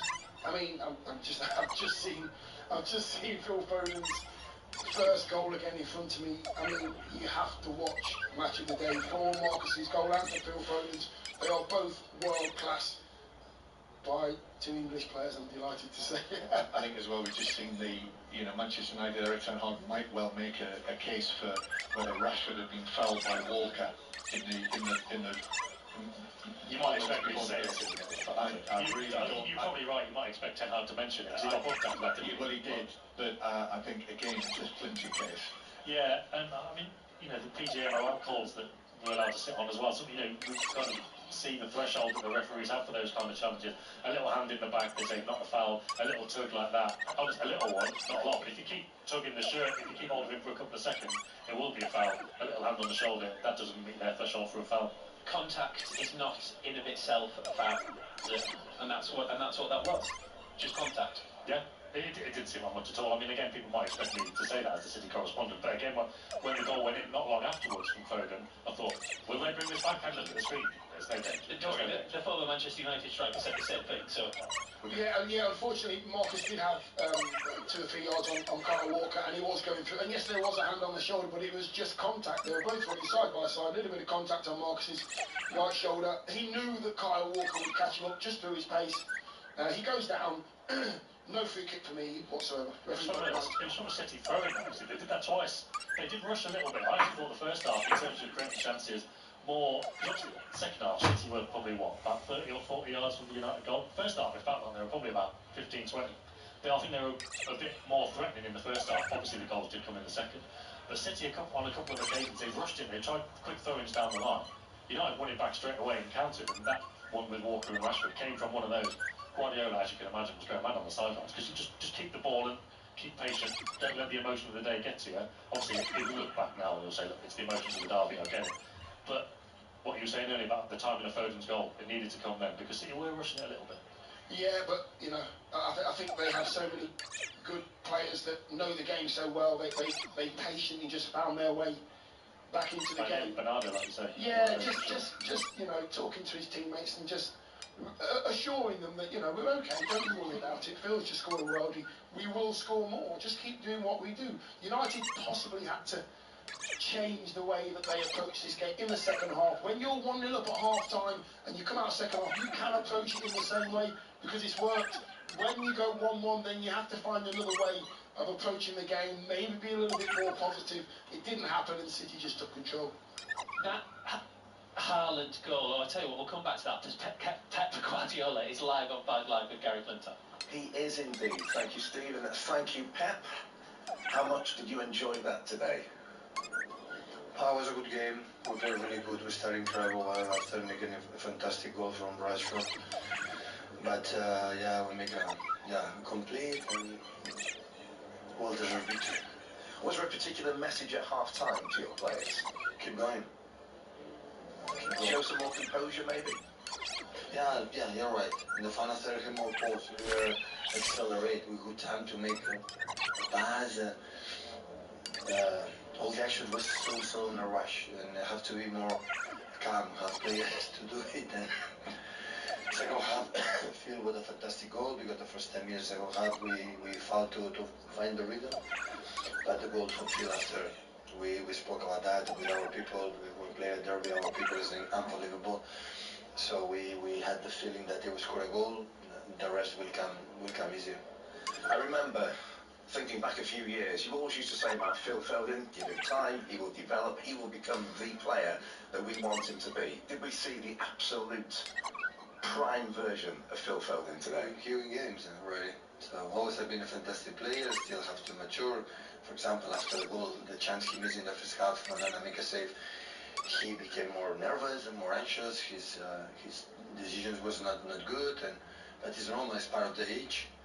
But he has a special talent close to the box. He can move and have an incredible instinct. He's more mature defensively now. And again, he helped us to win again the game. And in terms of Erling Haaland, did it show his mentality? No matter when he does miss chances, from time to time, when the next one comes along, he makes sure. That is what about. And in terms of the title race overall, what has this done today? I don't know. Now is Copenhagen. So I don't want to talk 1 second on the next fixture. It's Copenhagen, because deserve the Champions League the full attention, and have to have time to, because whatever happened in the next game, so many games, many points to play. I thought you might say that. Well done today. Thank you, Pep. And Pep Guardiola live on Premier League Sunday there with Gary Flintoff. We have the Athletic Sam Lee, correspondent John Murray, Dion Dublin, all with us at the Etihad Stadium on Premier League Sunday. Let's just talk, Dion, about that concept of calmness that Pep was talking about there. He said it before the game, he's saying it after the game. In fact, I'm gonna put you on pause because busy Gary Flintoff's got Eric Ten Hag live. Yeah, straight from Pep Guardiola to Eric Ten Hag. Eric, as always, thank you for your time. Quite a lot to get into, but let's start in that first half. Magnificent start for Manchester United and a magnificent moment for Marcus Rashford. Not only that moment, before already, it was a very good break over Garnacho, and then also Rashford was in the right position. So when Garnacho passed the ball in the first moment, there was a great chance for Marcus Rashford. But then, not so long after, he had that great strike, fantastic goal, and it was just how we set it up. And yeah, it was brilliant, but also how we defended there as a team all came through. So I'm very pleased with the performance from our side. Was there a slight frustration you didn't actually score a second goal in that first half? Yes, I think the opportunities were there to make more breaks, and especially over our right side to make there the runs, and some we missed some opportunities there to get behind, but also to consider that Marcus Rashford, he fought to be in this game, he was injured, and I had to take him off after 70 minutes, and he couldn't go on. So there was a pity because with Garnacho and Rashford you have all the way a threat, but they have to be fit, that's also clear. So what did you make of Manchester City's equaliser? Because clearly you were unhappy with what you felt was a foul on Marcus Rashford before that developed. Yeah, it was debatable, and he touched him. There was also to see, and then it's a defining moment in the game. And I just wonder as well, there was a sliding challenge from Ederson on Garnacho. I think he did take the ball, but was there a possible claim for the goalkeeper being out of control at that point? Similar. Defining moment, because it could have been a penalty, and in the attack after they score the 2-1, and so very debatable and defining moments in the game. You're obviously disappointed to lose the game today, but are you disappointed in the way in which your side performed this afternoon? I think already answered that question. I'm very pleased with the performance of our team. So great spirit, very determined, very energized. So that is what we need, and this team showed it already for a long time. There's one time we did last week against Fulham, but for a long time, every time we show this spirit, and we keep this going. There's still a lot in this season to make. Eric, thanks very much for your time. Thank you. That's Eric Ten Hag live on Premier League Sunday with Gary Flintoff, being quite diplomatic on the decisions that he clearly wasn't happy with, because he got booked for one of them, describing them as debatable. I did see Mike Dean, former Premier League referee, earlier. I don't think he's been hired to be United's new referees assessor. If so, perhaps we'll hear from him in the next 20 minutes or so. But we'll come back to Pep Guardiola. You said, John, you thought he would come out and say that he was happy with the performance, and so he did. Yep, spirit, determined, energised. But it goes back to what Chris Sutton said when he came on. Manchester United supporters want more than that. That's not what they feel that their club and their team is all about. And but can they expect more than that when you look at the two groups of individual players who've just come up against each other? Yeah, well that's it, isn't it? You look at the Manchester City team, you know, we've seen them do this to most teams that come here. And even we've seen them do it to, crikey, Real Madrid last season. One of the great performances that we've seen from Manchester United. They made Real Madrid look like a bang average outfit under Carlo Ancelotti. That's what they're capable of doing anywhere, Manchester City. Yeah, I think United, and Chris is right, they are Manchester United. There has to be a way of playing and there has to be a way of getting over hurdles like losing 3-1 to your local rivals. However, you have to take into consideration where you are as well within the football pyramid, and there's three teams that are a lot better and ruling the roost at the moment when it comes to the Premier League, City, Liverpool and Arsenal, and United aren't in that batch as yet, so you have to take that into consideration. But that's the big talk, that's the big talk, Sam, isn't it? That's what Manchester United are trying to do. That's why we're hearing and all of the changes that have been made off the field. This is the ultimate goal for Manchester United, to play like Manchester City. Yeah, it's what Sir Jim Ratcliffe's been saying a lot. Guardiola's press conference on Friday was full of questions about United's aspirations to be like City. But when we analyse some teams, all season we talked about Newcastle adjusting to midweek football, injuries, we've got sympathy. There's never any sympathy for United when they've got loads of injuries. I mean, Johnny Evans was having a hell of a game. Johnny Evans, they probably didn't really expect to have to give a proper contract in the summer when he signed, just apparently to train in pre-season. He was having a hell of a game, couldn't finish it. They brought on the young lad Kamwala to come on. Look, other teams in similar situations, I think we'll talk a lot more about. They got the injuries here, they got the injuries there. They've still got quality players on the pitch, United. The setup, it doesn't get the best out of them, but I think they're equipped to do it. But you have to say, as Ten Hag said then, if Rashford couldn't finish the game either. There are injuries as well, but that's obviously the case of the last 10 years. We've seen how things have gone. They have drifted, more than drifted, massively behind City. But in fairness, in terms of the injuries as well, I think that's worth a mention because they were very much hamstrung by that as well. And I think significantly in that interview with Gary, the Ten Hag drops in the fact that in the context of the week that he's had, Rashford fought to be in this game. That he wasn't, the suggestion being that he wasn't absolutely fully fit, that he, to paraphrase and read between the lines, he demanded to be involved. Do you know, Dion, there is a part of me that wonders, with all of the efforts going in at Manchester United off the pitch, whether or not the growth and improvement in every other area at Manchester United is going to have to be quick enough for Eric Ten Hag to still be the manager by the time they get there. Yeah, I understand. I understand what you mean, Steve. But the big, it's not the problem. The issue is when it's right on the pitch, it's right off the pitch, and I don't think it's the other way around. I really don't. I think if you get it right on the pitch, then everything else seems to fall into place. If you've got the pieces of the jigsaw to play with first and foremost, then it's down to you to make the football club run how it should do. And when it goes right on the pitch, everything else is, you don't even hear about it. Sam's just furiously waving away before somebody picks up his laptop, which is code for we should let you go. No, it's not at all. I'll stay here all day, but it looks like they're going to try and do a controlled explosion on it. Well, we're only on air for another couple of minutes anyway, so let's take it back to Manchester City having won the derby. And I was going to ask you, Sam, just before we heard from Eric Ten Hag about what Pep was saying about calmness. Because Haaland is the key example. He misses that. It was a ridiculous miss. Match the day Tuesday night, people will see. For any player, especially him, that will have been the icing on the cake for Pep. That having seen Erling Haaland miss some big chances in important games, he then gets the opportunity, a gift really, to roll one in right at the end. Yeah, I think it's important at the moment, especially because in the last few weeks, obviously he's been injured for 2 months. He lost his grandmother a couple of weeks ago. Guardiola said he's not in his best form, and unlike some of the smaller guys here, who physically can come and train straight away and be right at their best level, like Foden, for example, Mahrez in the past, Haaland can't quite do that.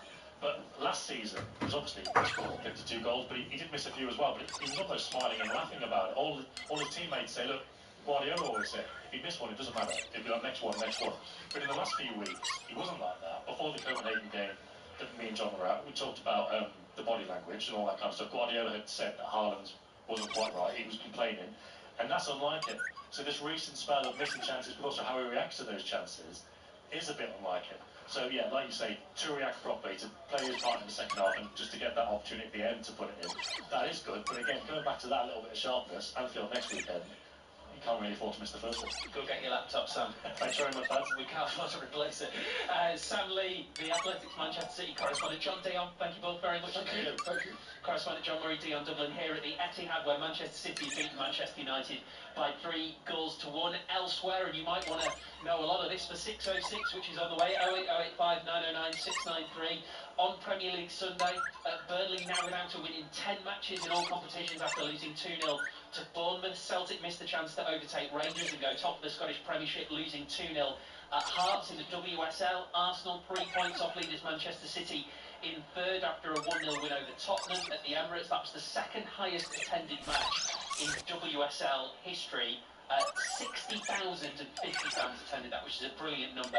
Elsewhere in the WSL, finished Bristol City 3, Brighton 7, Villa 1, Liverpool 4, West Ham 1, Manchester United 1, Leicester Chelsea has just kicked off. You can listen to it on 5 Sports Extra. One match to tell you about in Super League, finished Hull FC 28, London Broncos 24. And next Sunday, don't forget, Liverpool versus Manchester City on 5 Live Premier League Sunday. We will be live with you for that one from Anfield. Get your calls in now for 606 08085 909 693. We're going to wrap things up with another live interview. Here's Kyle Walker with Gary Flintoff. Yes, let's finish the show on a high, Steve, with Manchester City captain Kyle Walker. First of all, what does it mean to win yet another Manchester derby? No, first and foremost for the crowd, for everyone associated with this, great football club.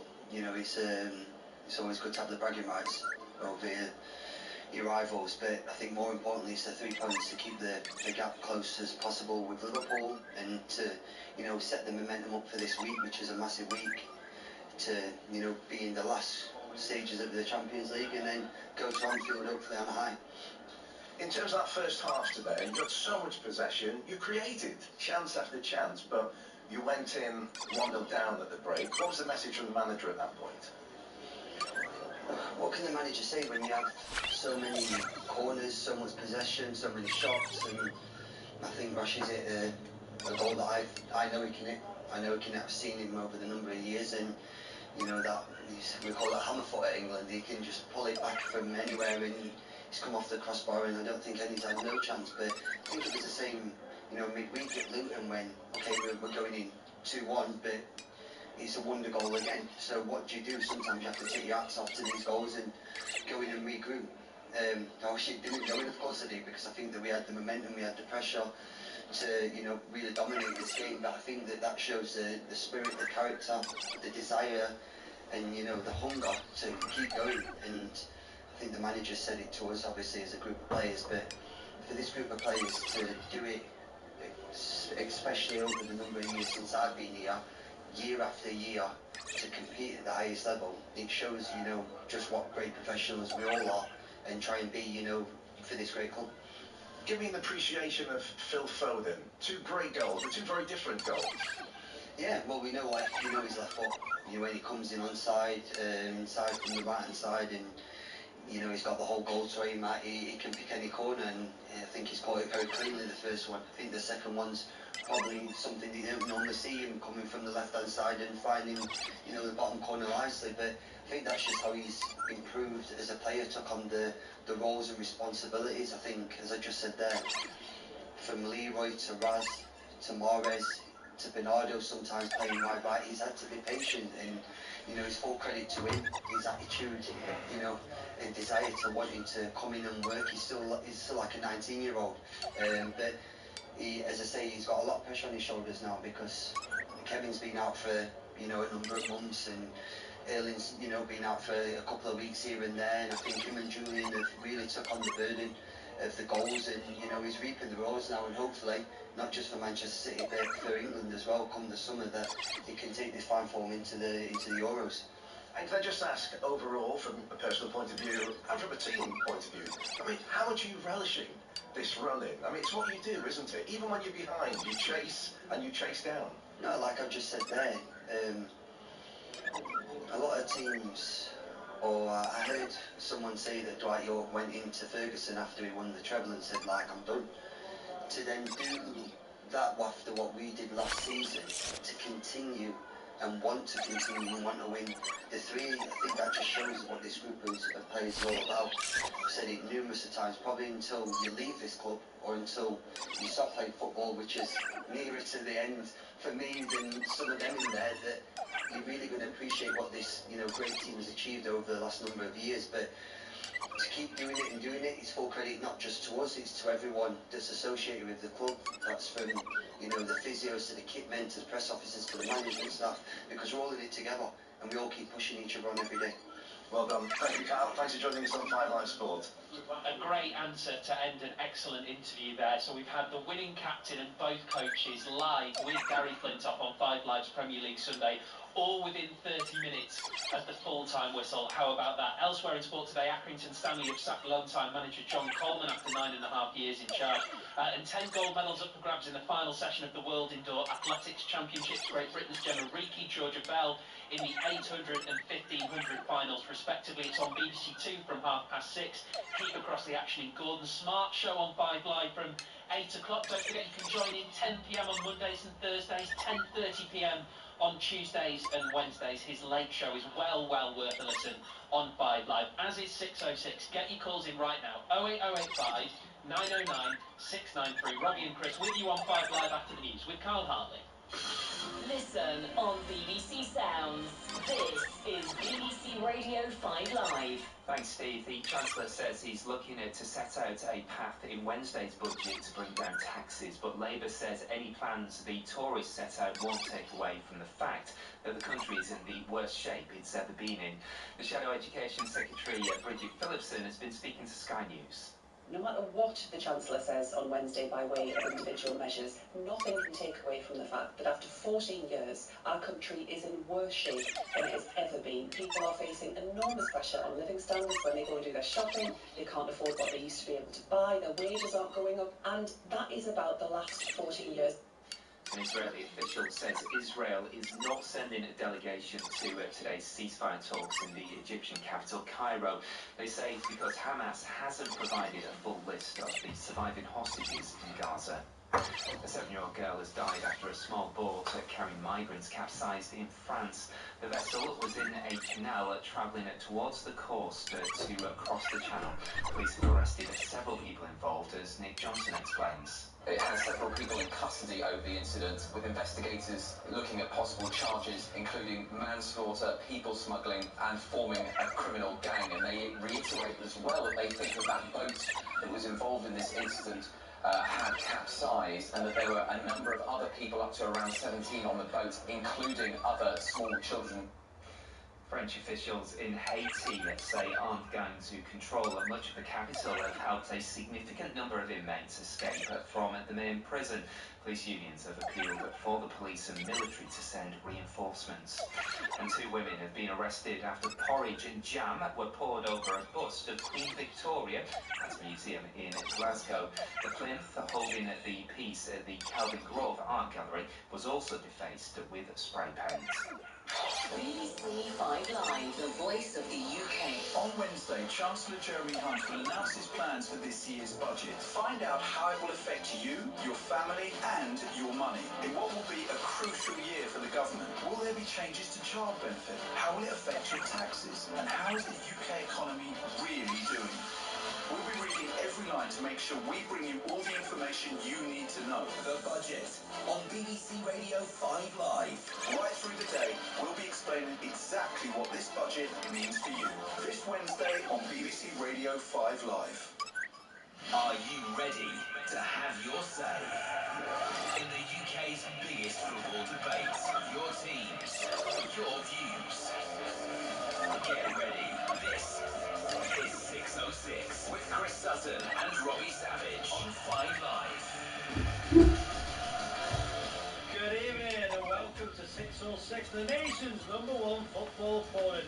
It's time for you to have your say about your club. The number to call is 08085 909 693. As Golden fires up the City Fight Back. Foden just outside the area, onto his left foot, opens up. Oh, finish from Foden! What a goal! Brilliant equaliser! City took one again, Foden in the area, left foot shot, finds the net! And it's Foden again! From 1-0 down, the champions now lead in the derby by 2-1, and that might well be enough to close it to 1 point again at the top of the Premier League table. You went 6-1, I went 3-0 to City, Chris. The gap is huge, isn't it? Yeah, it is. What, 27 shots to Manchester City, 2 to Manchester United. Just listen to Eric Ten Hag in his interview, Rob, after the game. He spoke about his pleased with the performance, the spirit, you know, the determination. They were energised. Where's the quality? They are light years behind Manchester City, Rob. So the answers for whether you're a red or a blue, we want to hear from you. 08285 909 693. That was a little poetry there, Chris. Earlier, Christopher, you were at Hearts to see them beat Celtic. And there's a chance for Hearts. Forrest is with Shankland to his right. Shankland's in! Shankland scores! Hearts score.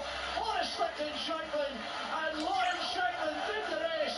It's Hearts 2, Celtic 0. This is BBC Radio 5 Live. Call free 08085 909 693. Text 85058. Text will be charged at your standard message rate. Plus, see our privacy notice. bbc.co.uk/5live.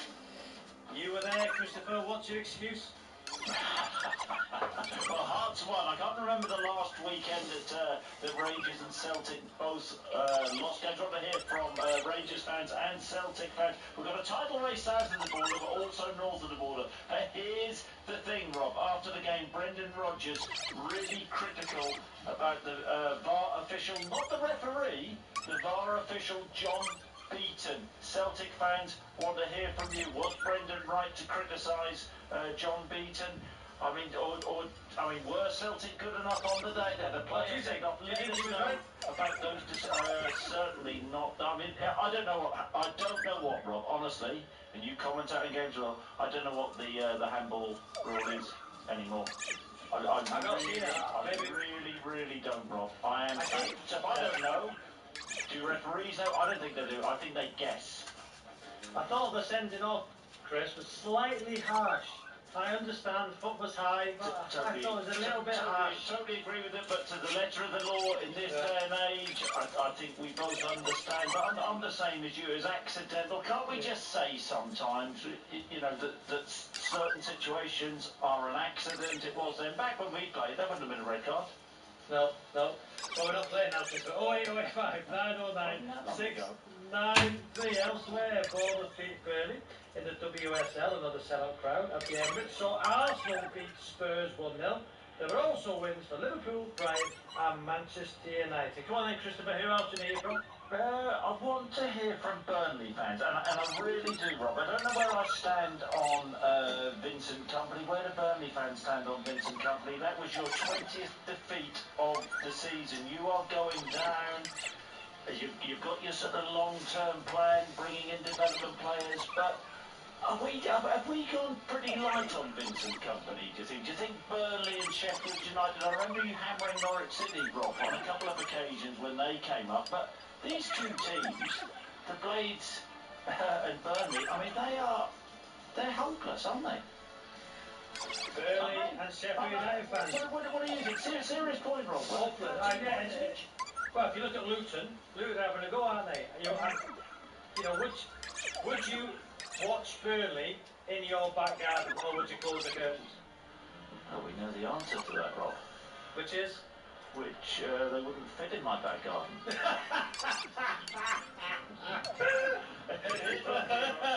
Here's another one for you, Rob. The refereeing blunder yesterday. Nottingham Forest fans still really angry about that, and you know, people say Liverpool taking advantage of that. It was like 2 minutes before Liverpool actually scored the goal. Forest had chances to clear. Do you think it's just a blame game, a pile on? I think it was a bad decision. Liverpool fans are saying there was a similar one in the first half. I don't think Forest fans going over the top of this one, Rob. To be fair, Chris, if the ball goes back to Forest, it's a whole different part of the game, isn't it? But as you say, there's 2 minutes, before the goal. So it's a great question, Christopher. 08085 909 693. Whoever your club, we're here until 8 p.m. taking your calls on the weekend's football. And that number is 08085 909 693. Right then, let's go to Chris, who's a Manchester United fan. How are you, Chris? Hi, Robbie, you alright? Alright, Chris. Come on then. Alright. What do you make of that? Great to speak to you both. Big fan of the show. Just want to say that. And I'm from Aberystwyth, which you've mentioned a few times. Yeah, Aberystwyth, yeah. Done my Wales in the 15 schoolboy trials there. Obviously, I got him. Carry on. Yeah, of course you did, yeah. Not really like a massive nation, is it? No, to be fair, you're right. Very small pool of players. Yeah. Come on, Chris. You know what? I'm fed up. Your Ten Hag has to go. He has to go. Do you know why? Because last season we overachieved. We played right at times, but you could sort of see what was going on. This season, there's no plan. There's no backup plan. We've had injuries, but so has every other club.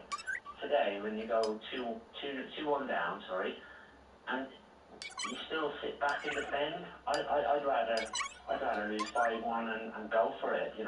Burnley, Bournemouth was a better game, and Burnley lost. Burnley were brilliant today, and they lost. But I know for a fact the fans will be pleased about how they played. United are just dreadful, and we won five out of 7 games, but I don't know how. I can't be pleased with the performances. I don't think any United fan will go, "Oh, I'm happy with that." After the game when you win, I really don't, and I don't see I don't see where we're going. I really don't. Has your patience run out, Chris, with it? I mean, Eric Ten Hag's had a fair bit of time. I think that we'd all agree the team has regressed, but it's more the manner of the defeat today, isn't it? They're so far off Manchester City. They're miles off, and I think 99% of United fans knew today was going to be a defeat if they're honest with themselves, but you wanted to see a bit of fight, and I think the patience has run out, with Ten Hag a while ago, if I'm honest, because you just don't see what we're trying to do. I cannot see how setting up 11, I think we had 3 or 4 touches in the box today, in the City's box, and but so before the game then, Chris, the Man United fan, and Chris, the one who Tottenham fan, doesn't Norwich fan, Tottenham's a Nottingham Forest fan. Do you give Ten Hag any credit then for that first half before? I know you're going to say a game last 90 minutes, and it was, when City scored the first, they were going to win the game, but blocking off the middle of the park, playing in transition, playing on the counter-attack, the first half plan it worked, but inevitably City broke them down. Is there any credit for the way he set up his team today at all from either of you? Chris, United fan first? I think United fans celebrated Rashford's goal, great goal.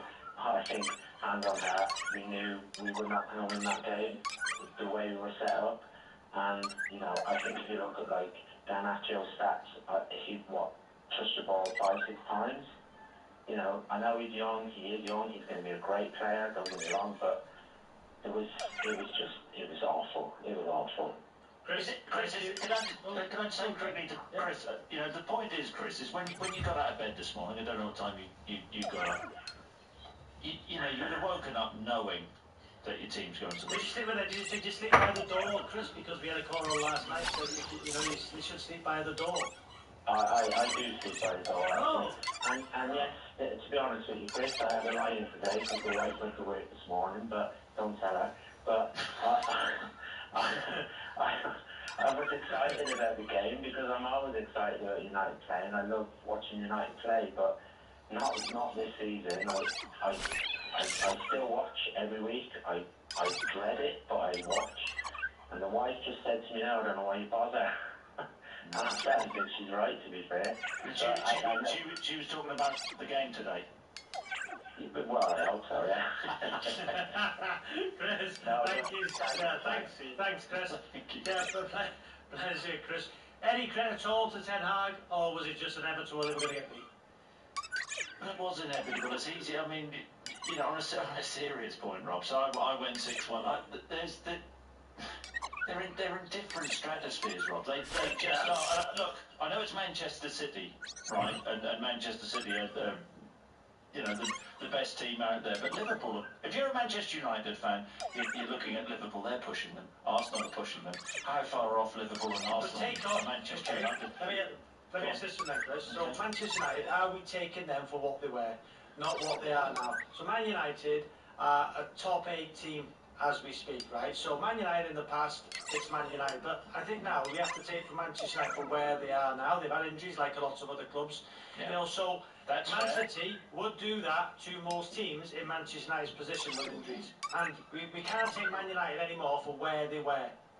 I think that's fair, but I also, you know, we talk about Manchester United being the biggest club in the world and the expectation, and they are so far off at this moment in time. It's how do they get there? So Jim Ratcliffe has come in. He would have watched that today. Dave Brailsford is there as well, and it's how can they close the gap? But we also mustn't forget, Rob, while you make a very fair point about where they are now. Where were they at the end of last season? 3rd. Yeah. And it was all about. This season was all about bridging that gap and getting closer to Manchester City, and they have gone backwards. Hence why our first caller, Chris, wants to see Erik ten Hag go. I mean, are there other Manchester United fans out there? I'm sure there are who feel the same way. Or should it be we need to stick with Erik ten Hag because of the job which he did last season? We've had injuries. Well, let us know. Paul, you're a Man City fan. Evening, lads. Right. First one is, there's rumours going around Wrexham that Robbie's lad's coming to Wrexham next season for double his wages. I don't know if that's true, Rob. Wow. No comment. That means yes. No comment means yes. Well, there's rumours flying around and that would be happy days. Robbie's family are Wrexham lads, so that would be it. Where have you heard these rumours? In the pub, on the bus? Well, a few places in the last few weeks. Go on, tell us. I don't know. In the club itself, there's rumours flying around. I think there was an incident recently where I think the Reading team bus pulled into a services. I think Wrexham played pulling into a services. And Wrexham fans were in the services and they were singing Charlie's name, I think that's where it might have come from. I don't know. And obviously his performance for Wales at Wrexham. I know, our family still live in Wrexham, but listen, Charlie's, enjoying his football at Reading, isn't it? So, no comment on anything. One of the biggest derbies in world football, and we're talking about service stations. Anyway, going on to the City today is watching United reminds me of watching Teddy Griffiths and Doug Mountjoy years ago playing snooker. It's like question at sport. What happens next? I tell you what, that era of snooker, wow. When one of your best players is like a pensioner, Evans, and fair play, he had a hell of a game until he went off. He's like being one of their best players. Rashford scored a screamer, but the rest of the players, I'm looking for Sunday League players if any of them are interested. But just the last point, lads, a few doubters was saying about Paul Mullin. This lad's a goal machine. If you give him service, he scores goals. Robbie knows this. Paul, where in Wrexham are you from, Paul? I'm from Costa del Llandudno, Rob. Oh, down the road from Mickey T. Okay, from Mickey T. So Wrexham fan, Chris is not keen on Wrexham. He calls you money bags. He doesn't like it. Yeah, but people could have said that with years ago with Blackburn when it was him and sharing the goal machine. I loved watching them. They were amazing. Don't be jealous. You were amazing. I loved watching you. We were like Jimmy White. Don't you think it's amazing what's happening at Wrexham, though, Chris? Be honest. I do. It is, yeah, and the money they're putting into it, and they're getting a bit of a turn. What about Bill Werbenig? What a snooker what's Bill Werbenig? Kirk Stevens. Entertaining. Kirk Stevens. You could have a hell of a game. You could have a hell of a game with United's team and Terry Griffiths, Willie Thorne. You know, there's loads of them years ago. They're all like remind me of the same type of sports. They're like just boring. I feel sorry for United fans at the moment because they're just watching like paint dry. Bob, thank you so much for the call. What an era that was, Chris. Do you remember the final on BBC Two? Was it like 30 minutes when Davis missed the black? Was it Dennis Taylor? Dennis Taylor. I think he was a Blackburn Rovers fan, Dennis Taylor. He was footballer. I think Dennis Taylor lives in Wrexham, believe it or not. Oh, come on, he's better than that, Rob. Come on. No, I think he does. Chris. Right, let's go. I think so. Let's go to Aaron. Wrexham mixed up. No, Wrexham. Aaron, how are you? Evening, Robbie. Evening, Chris. Hope you're both well and safe. Yeah, we are. Go on then. I'm not on the same page as your first caller, Chris, about Ten Hag has to go.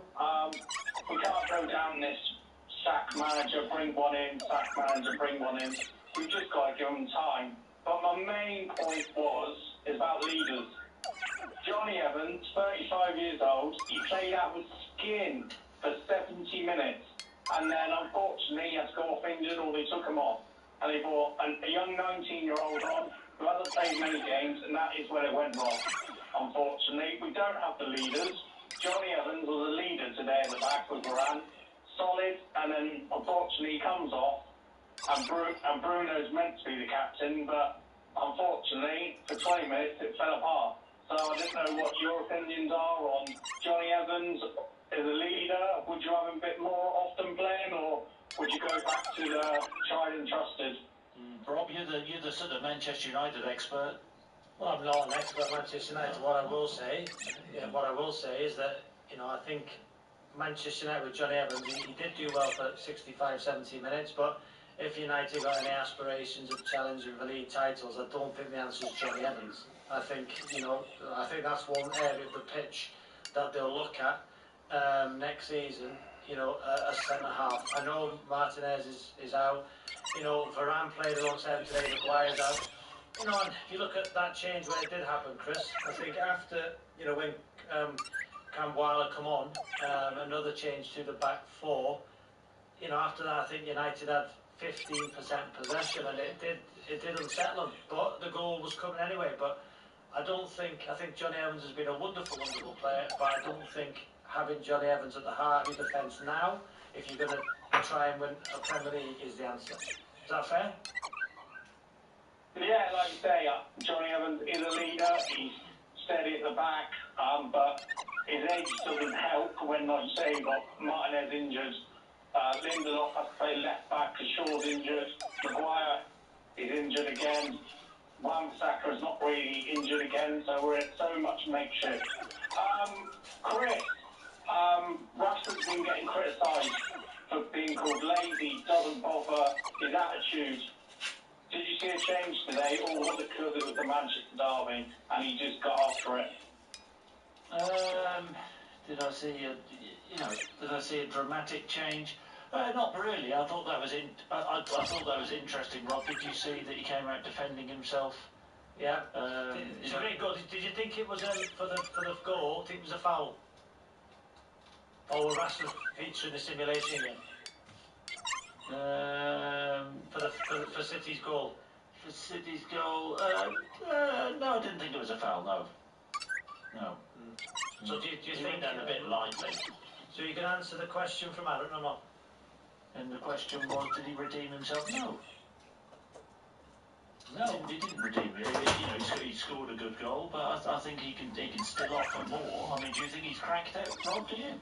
Let's ask Julie. Oh, Julie's a Man City fan. Julie, what a win it was for you. Well, yeah, it was brilliant, yeah. We're getting quite used to it now. I mean, I'm a very long-term City fan, so I remember the times when it was absolutely rubbish. And it's just a joy to watch. And I think one of the massive differences with City and United or City and other teams is the fitness levels, where we're still, really giving it large up and down the pitch till 99th minute or however ridiculous amount of the time they put on these days. Is we're just still running up and down the field. United can get a ball off us in the last 10 minutes of the game. Do you think Manchester United are unfit, Julie? Pardon? You think Manchester United, the players are unfit?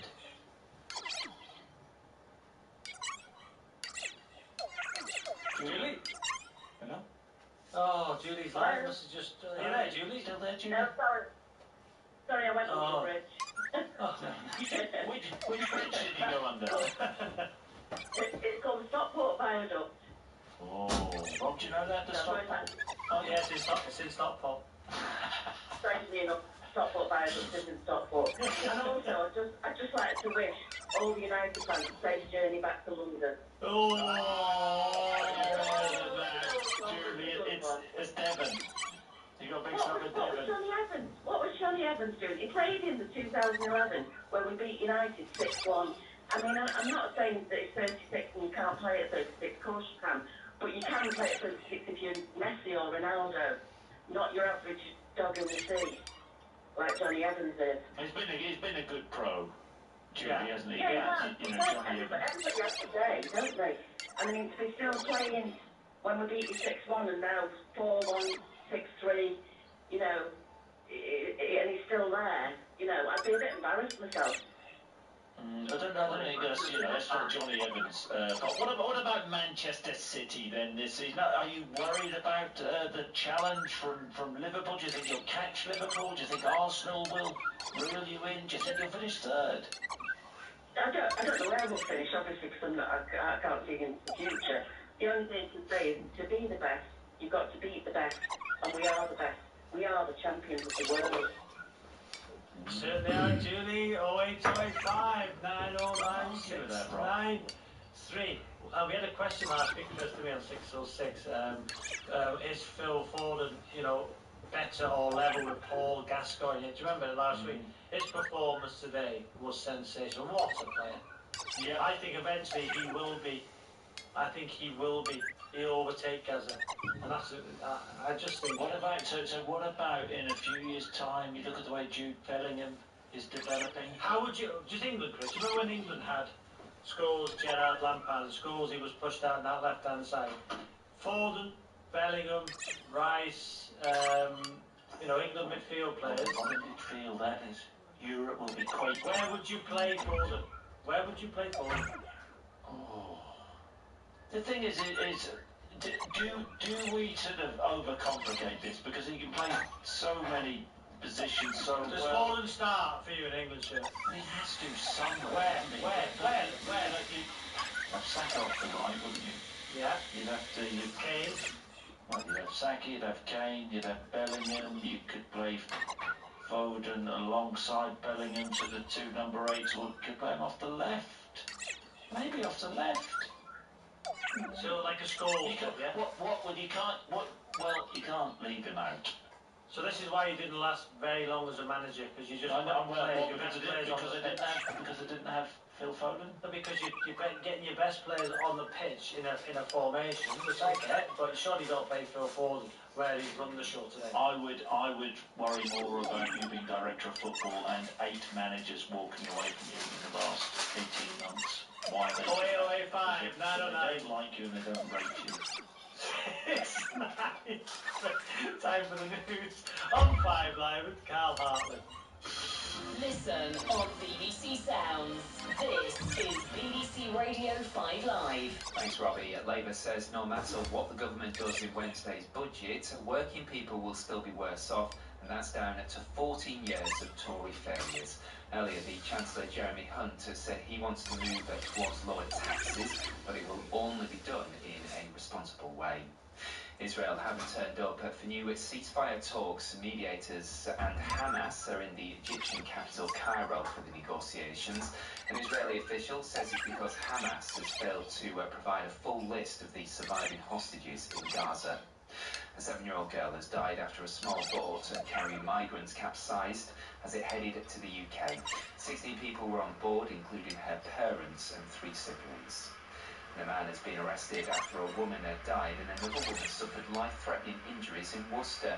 Police were called to a house in the city at about 8:30 last night. Now with the sports, here's John Wilkinson. Thank you, good evening. Manchester City had to come from behind to do it, but they're 1 point behind the Premier League leaders Liverpool after victory over Manchester United. Then the channel, Rashford arrives onto it.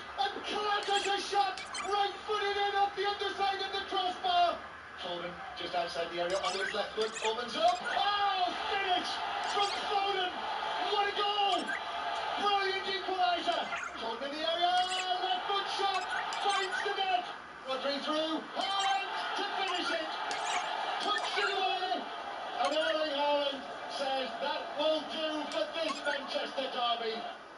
3-1 it finished. Pep Guardiola says Foden is the best player in the Premier League right now for the amount of things he does. As for United, they're 6th in the table and 11 points behind 4th place Aston Villa. Earlier this afternoon, Burnley's slim hopes for survival suffered another setback with a 2-0 loss at home to Bournemouth. Vincent Kompany's side are 11 points off safety. Today we feel we did enough to, maybe win the game in another day. And we've got to keep doing it for every game, and the difference in both boxes can also happen in a positive way for us. In Scotland, Hearts beat 10-man Celtic by 2-0 to stop the defending champions from returning to the top of the Premiership table. The Celtic boss, Brendan Rodgers, wasn't happy.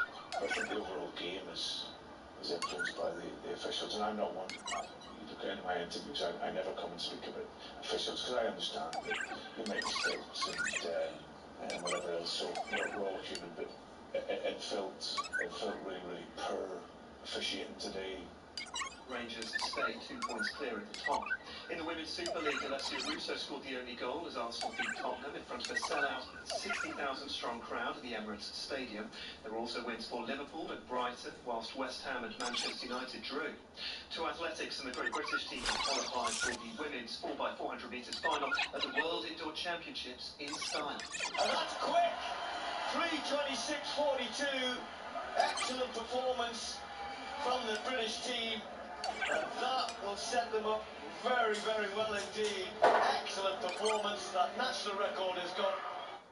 The final is at 8:30 this evening. You can watch on BBC Two with the BBC Sport website. Fly half Marcus Smith has returned to the England rugby squad and could face Ireland in the Six Nations on Saturday. It's after recovering from a calf injury. Scrum half Alex Mitchell is also available after a knee problem. Hull FC have entered their winless run in Rugby League's Super League and extended London Broncos with a 28-24 win. Damon Heta has beaten the 17-year-old World Darts Championship finalist Luke Littler in the quarter-finals of the UK Open in Minehead. And Joaquin Niemann of Chile has won the season-opening Jeddah Invitational by 4 shots as the 2024 Live Golf season got underway. BBC 5 Live. The Checkered Flag Podcast, keeping you up to date with everything Formula One. Verstappen weaving across the line to win the first Grand Prix of the year. Max Verstappen wins the Bahrain Grand Prix. It's always very special to have these kind of days because they don't happen that often, that it just all goes perfect and you're just one with the car. Max Verstappen begins 2024 as he ended 2023. The three-time champion dominates the Bahrain Grand Prix. The Checkered Flag Podcast. Listen now on BBC Sounds. The UK's biggest football debates. This is 606 with Chris Sutton and Robbie Savage on 5 Live.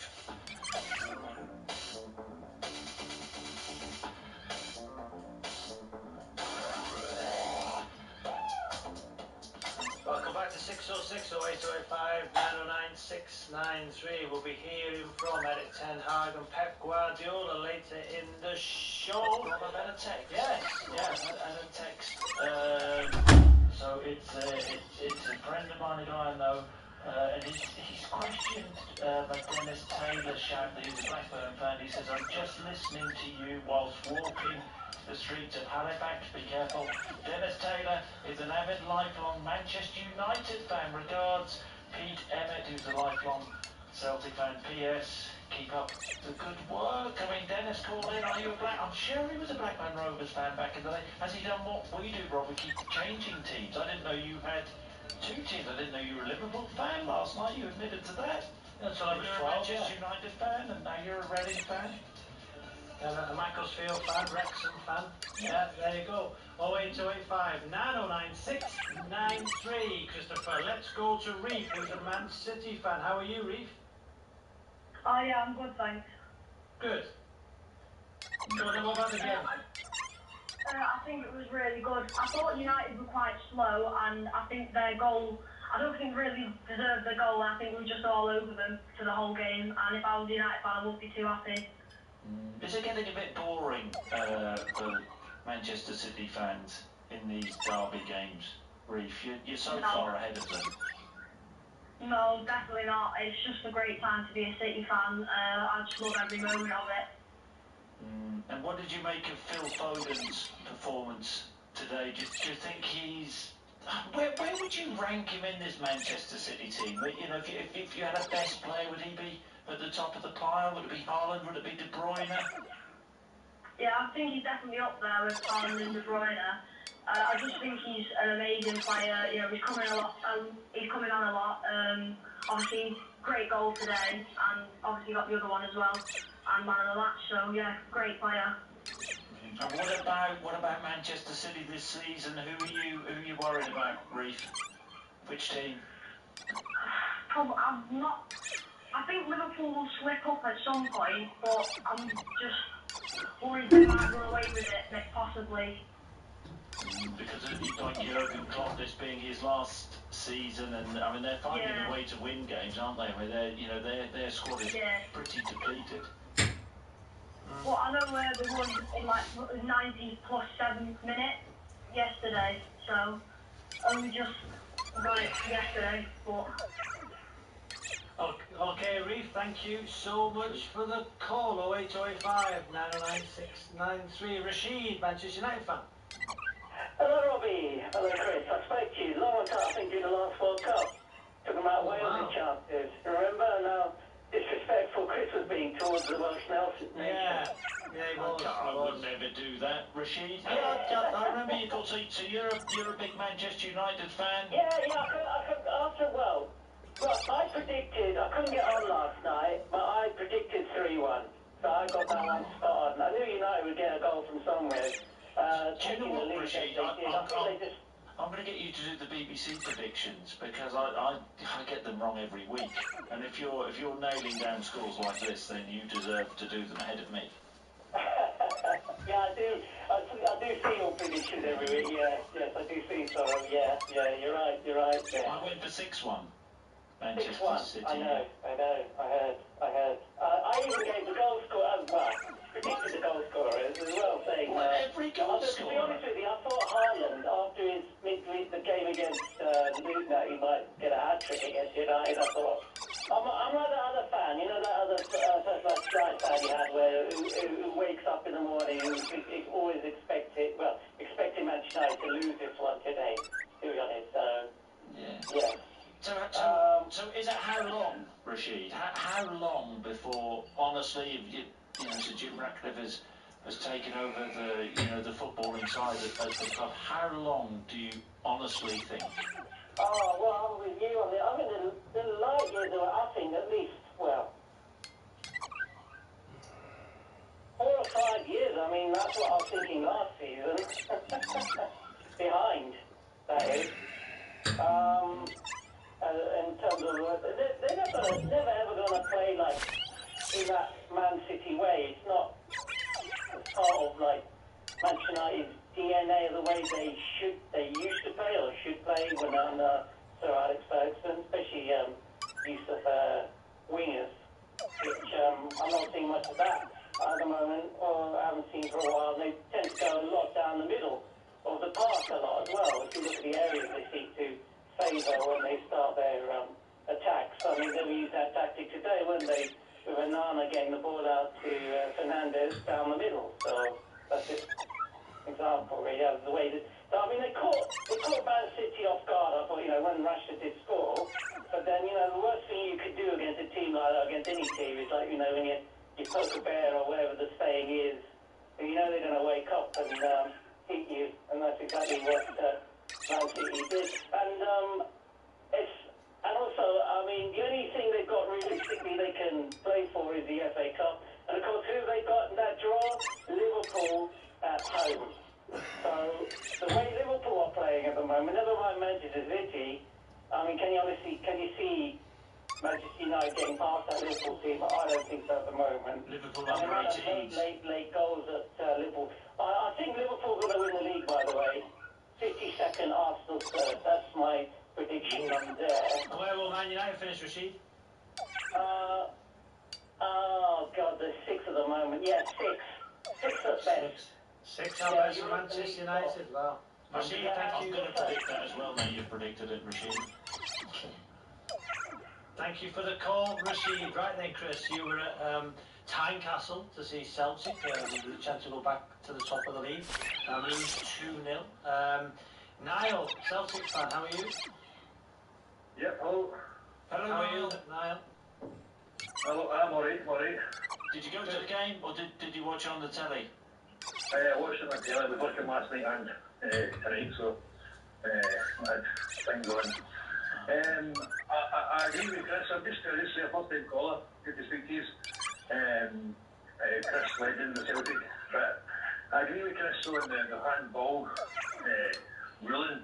There needs to be some clarity comes out eventually because it's pickling everyone's head. To be honest, this just natural position, unnatural position. So like the referees need a degree in biomechanics to see what if you're coming down to a jostling position in mid-air, you're obviously going to put your hand out to the side. You obviously didn't realise that the ball it hits that elbow. Was it intentional? Of course it wasn't. Did he motion towards the ball? Of course he didn't, because he didn't know where the ball is. But it looks less like a penalty when you're watching slow motion, because you can actually see a lot of crack in the ball and he loses track of it. Yeah. And it ends up in a penalty. But that's if buts and babies. We end up getting beat 2-0. We get a red card sent off. What did you think about that, Niall? The red card. I mean, with a letter, I think see if it happened in reverse, I would be thinking, all right, okay, get them to 10 men. So if you look at it through that scope, you have to just take the medicine a wee bit with it. I think Celtic still look strong. They created chances, just nothing really got for us. Didn't happen for us. I just don't think. I think maybe the battle was lost today, but the war is far from lost. But it's, the two games against Rangers, are going to be defining games. No doubt about that. Just on the handball, Rob, I don't know whether you've seen the handball. I've just been sent to Chris here, but I watch it now. I think Niall makes, a really excellent point. The biggest thing is Tomoki Iwata, the player who the handball is given against. He's actually nudged by Alistair Johnston, the Celtic defender. So that's a natural movement. But as soon as the referee Don Robertson was sent to the monitor, I knew because of the position of his arm that he would award the penalty, but he didn't take into account the nudge, if that makes any sense, Rob. You're watching it now. And I think Stephen Naismith, the Hearts manager, said, it was harsh. Brendan Rodgers, full-out attack on the VAR official. But I mean, you watch games, Rob. I watch games. Niall watches games, and I do think, I don't know whether it's just north of the border, but you see penalties given, and nothing surprises me anymore. Niall? Yeah, no, it's baffling. I don't want to go over old coals, but you look at the infamous scenario last year against Celtic, when he clearly rejected the motion towards the ball, and he looked at the VAR that was made. It's kind of the contrast in these decisions makes it even more ludicrous, I think. Niall, thank you, Niall. Thank you, Niall. He was Scottish Basketball Player of the Year last season. You had one last week, didn't you, when it just touched the hand, didn't it? What was the game? Ross County? Yeah, but that I think was a penalty. And we understand why, because the player jumped and his arm was up above his head, and so I think that it wasn't given, was it? Just baffled with what happened today. It's half time in the WSL. Chelsea are 2-0 up at Leicester. 08085 99693. Christopher, it's time for SAS. 606. It's time for SAS. Sensational, amusing, shocking. This is SAS. Christopher, what's been sensational for you this week? Oh, I tell you what, Rob, I don't know whether this is a good sensational or about sensational. I don't know how I would feel about this, but this is a guy who was quick off the mark. I don't know whether you saw this over the weekend. Wickham's David Wing was shown one of the fastest red cards in the history of the world, Rob, and football. He was sent off in Wickham's 4-2 defeat by Barnsley after just, have a guess, 1, 2, 3, 4, 5, 6, 7, 8, 9, 10 seconds. Wow. 10 seconds. That's unbelievable. That's sensational. Do you know what was the record before then? The world record before then? Alexa, stop, please.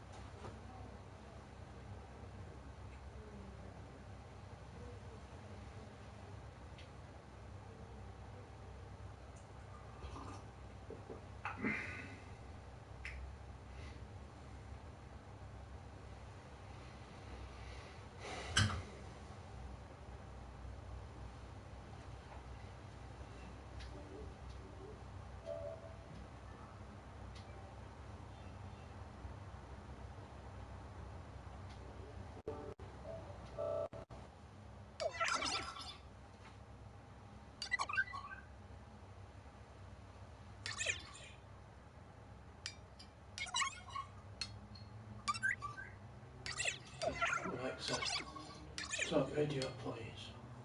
Talk Radio from News Broadcasting. It's been at their highest level in 10 years.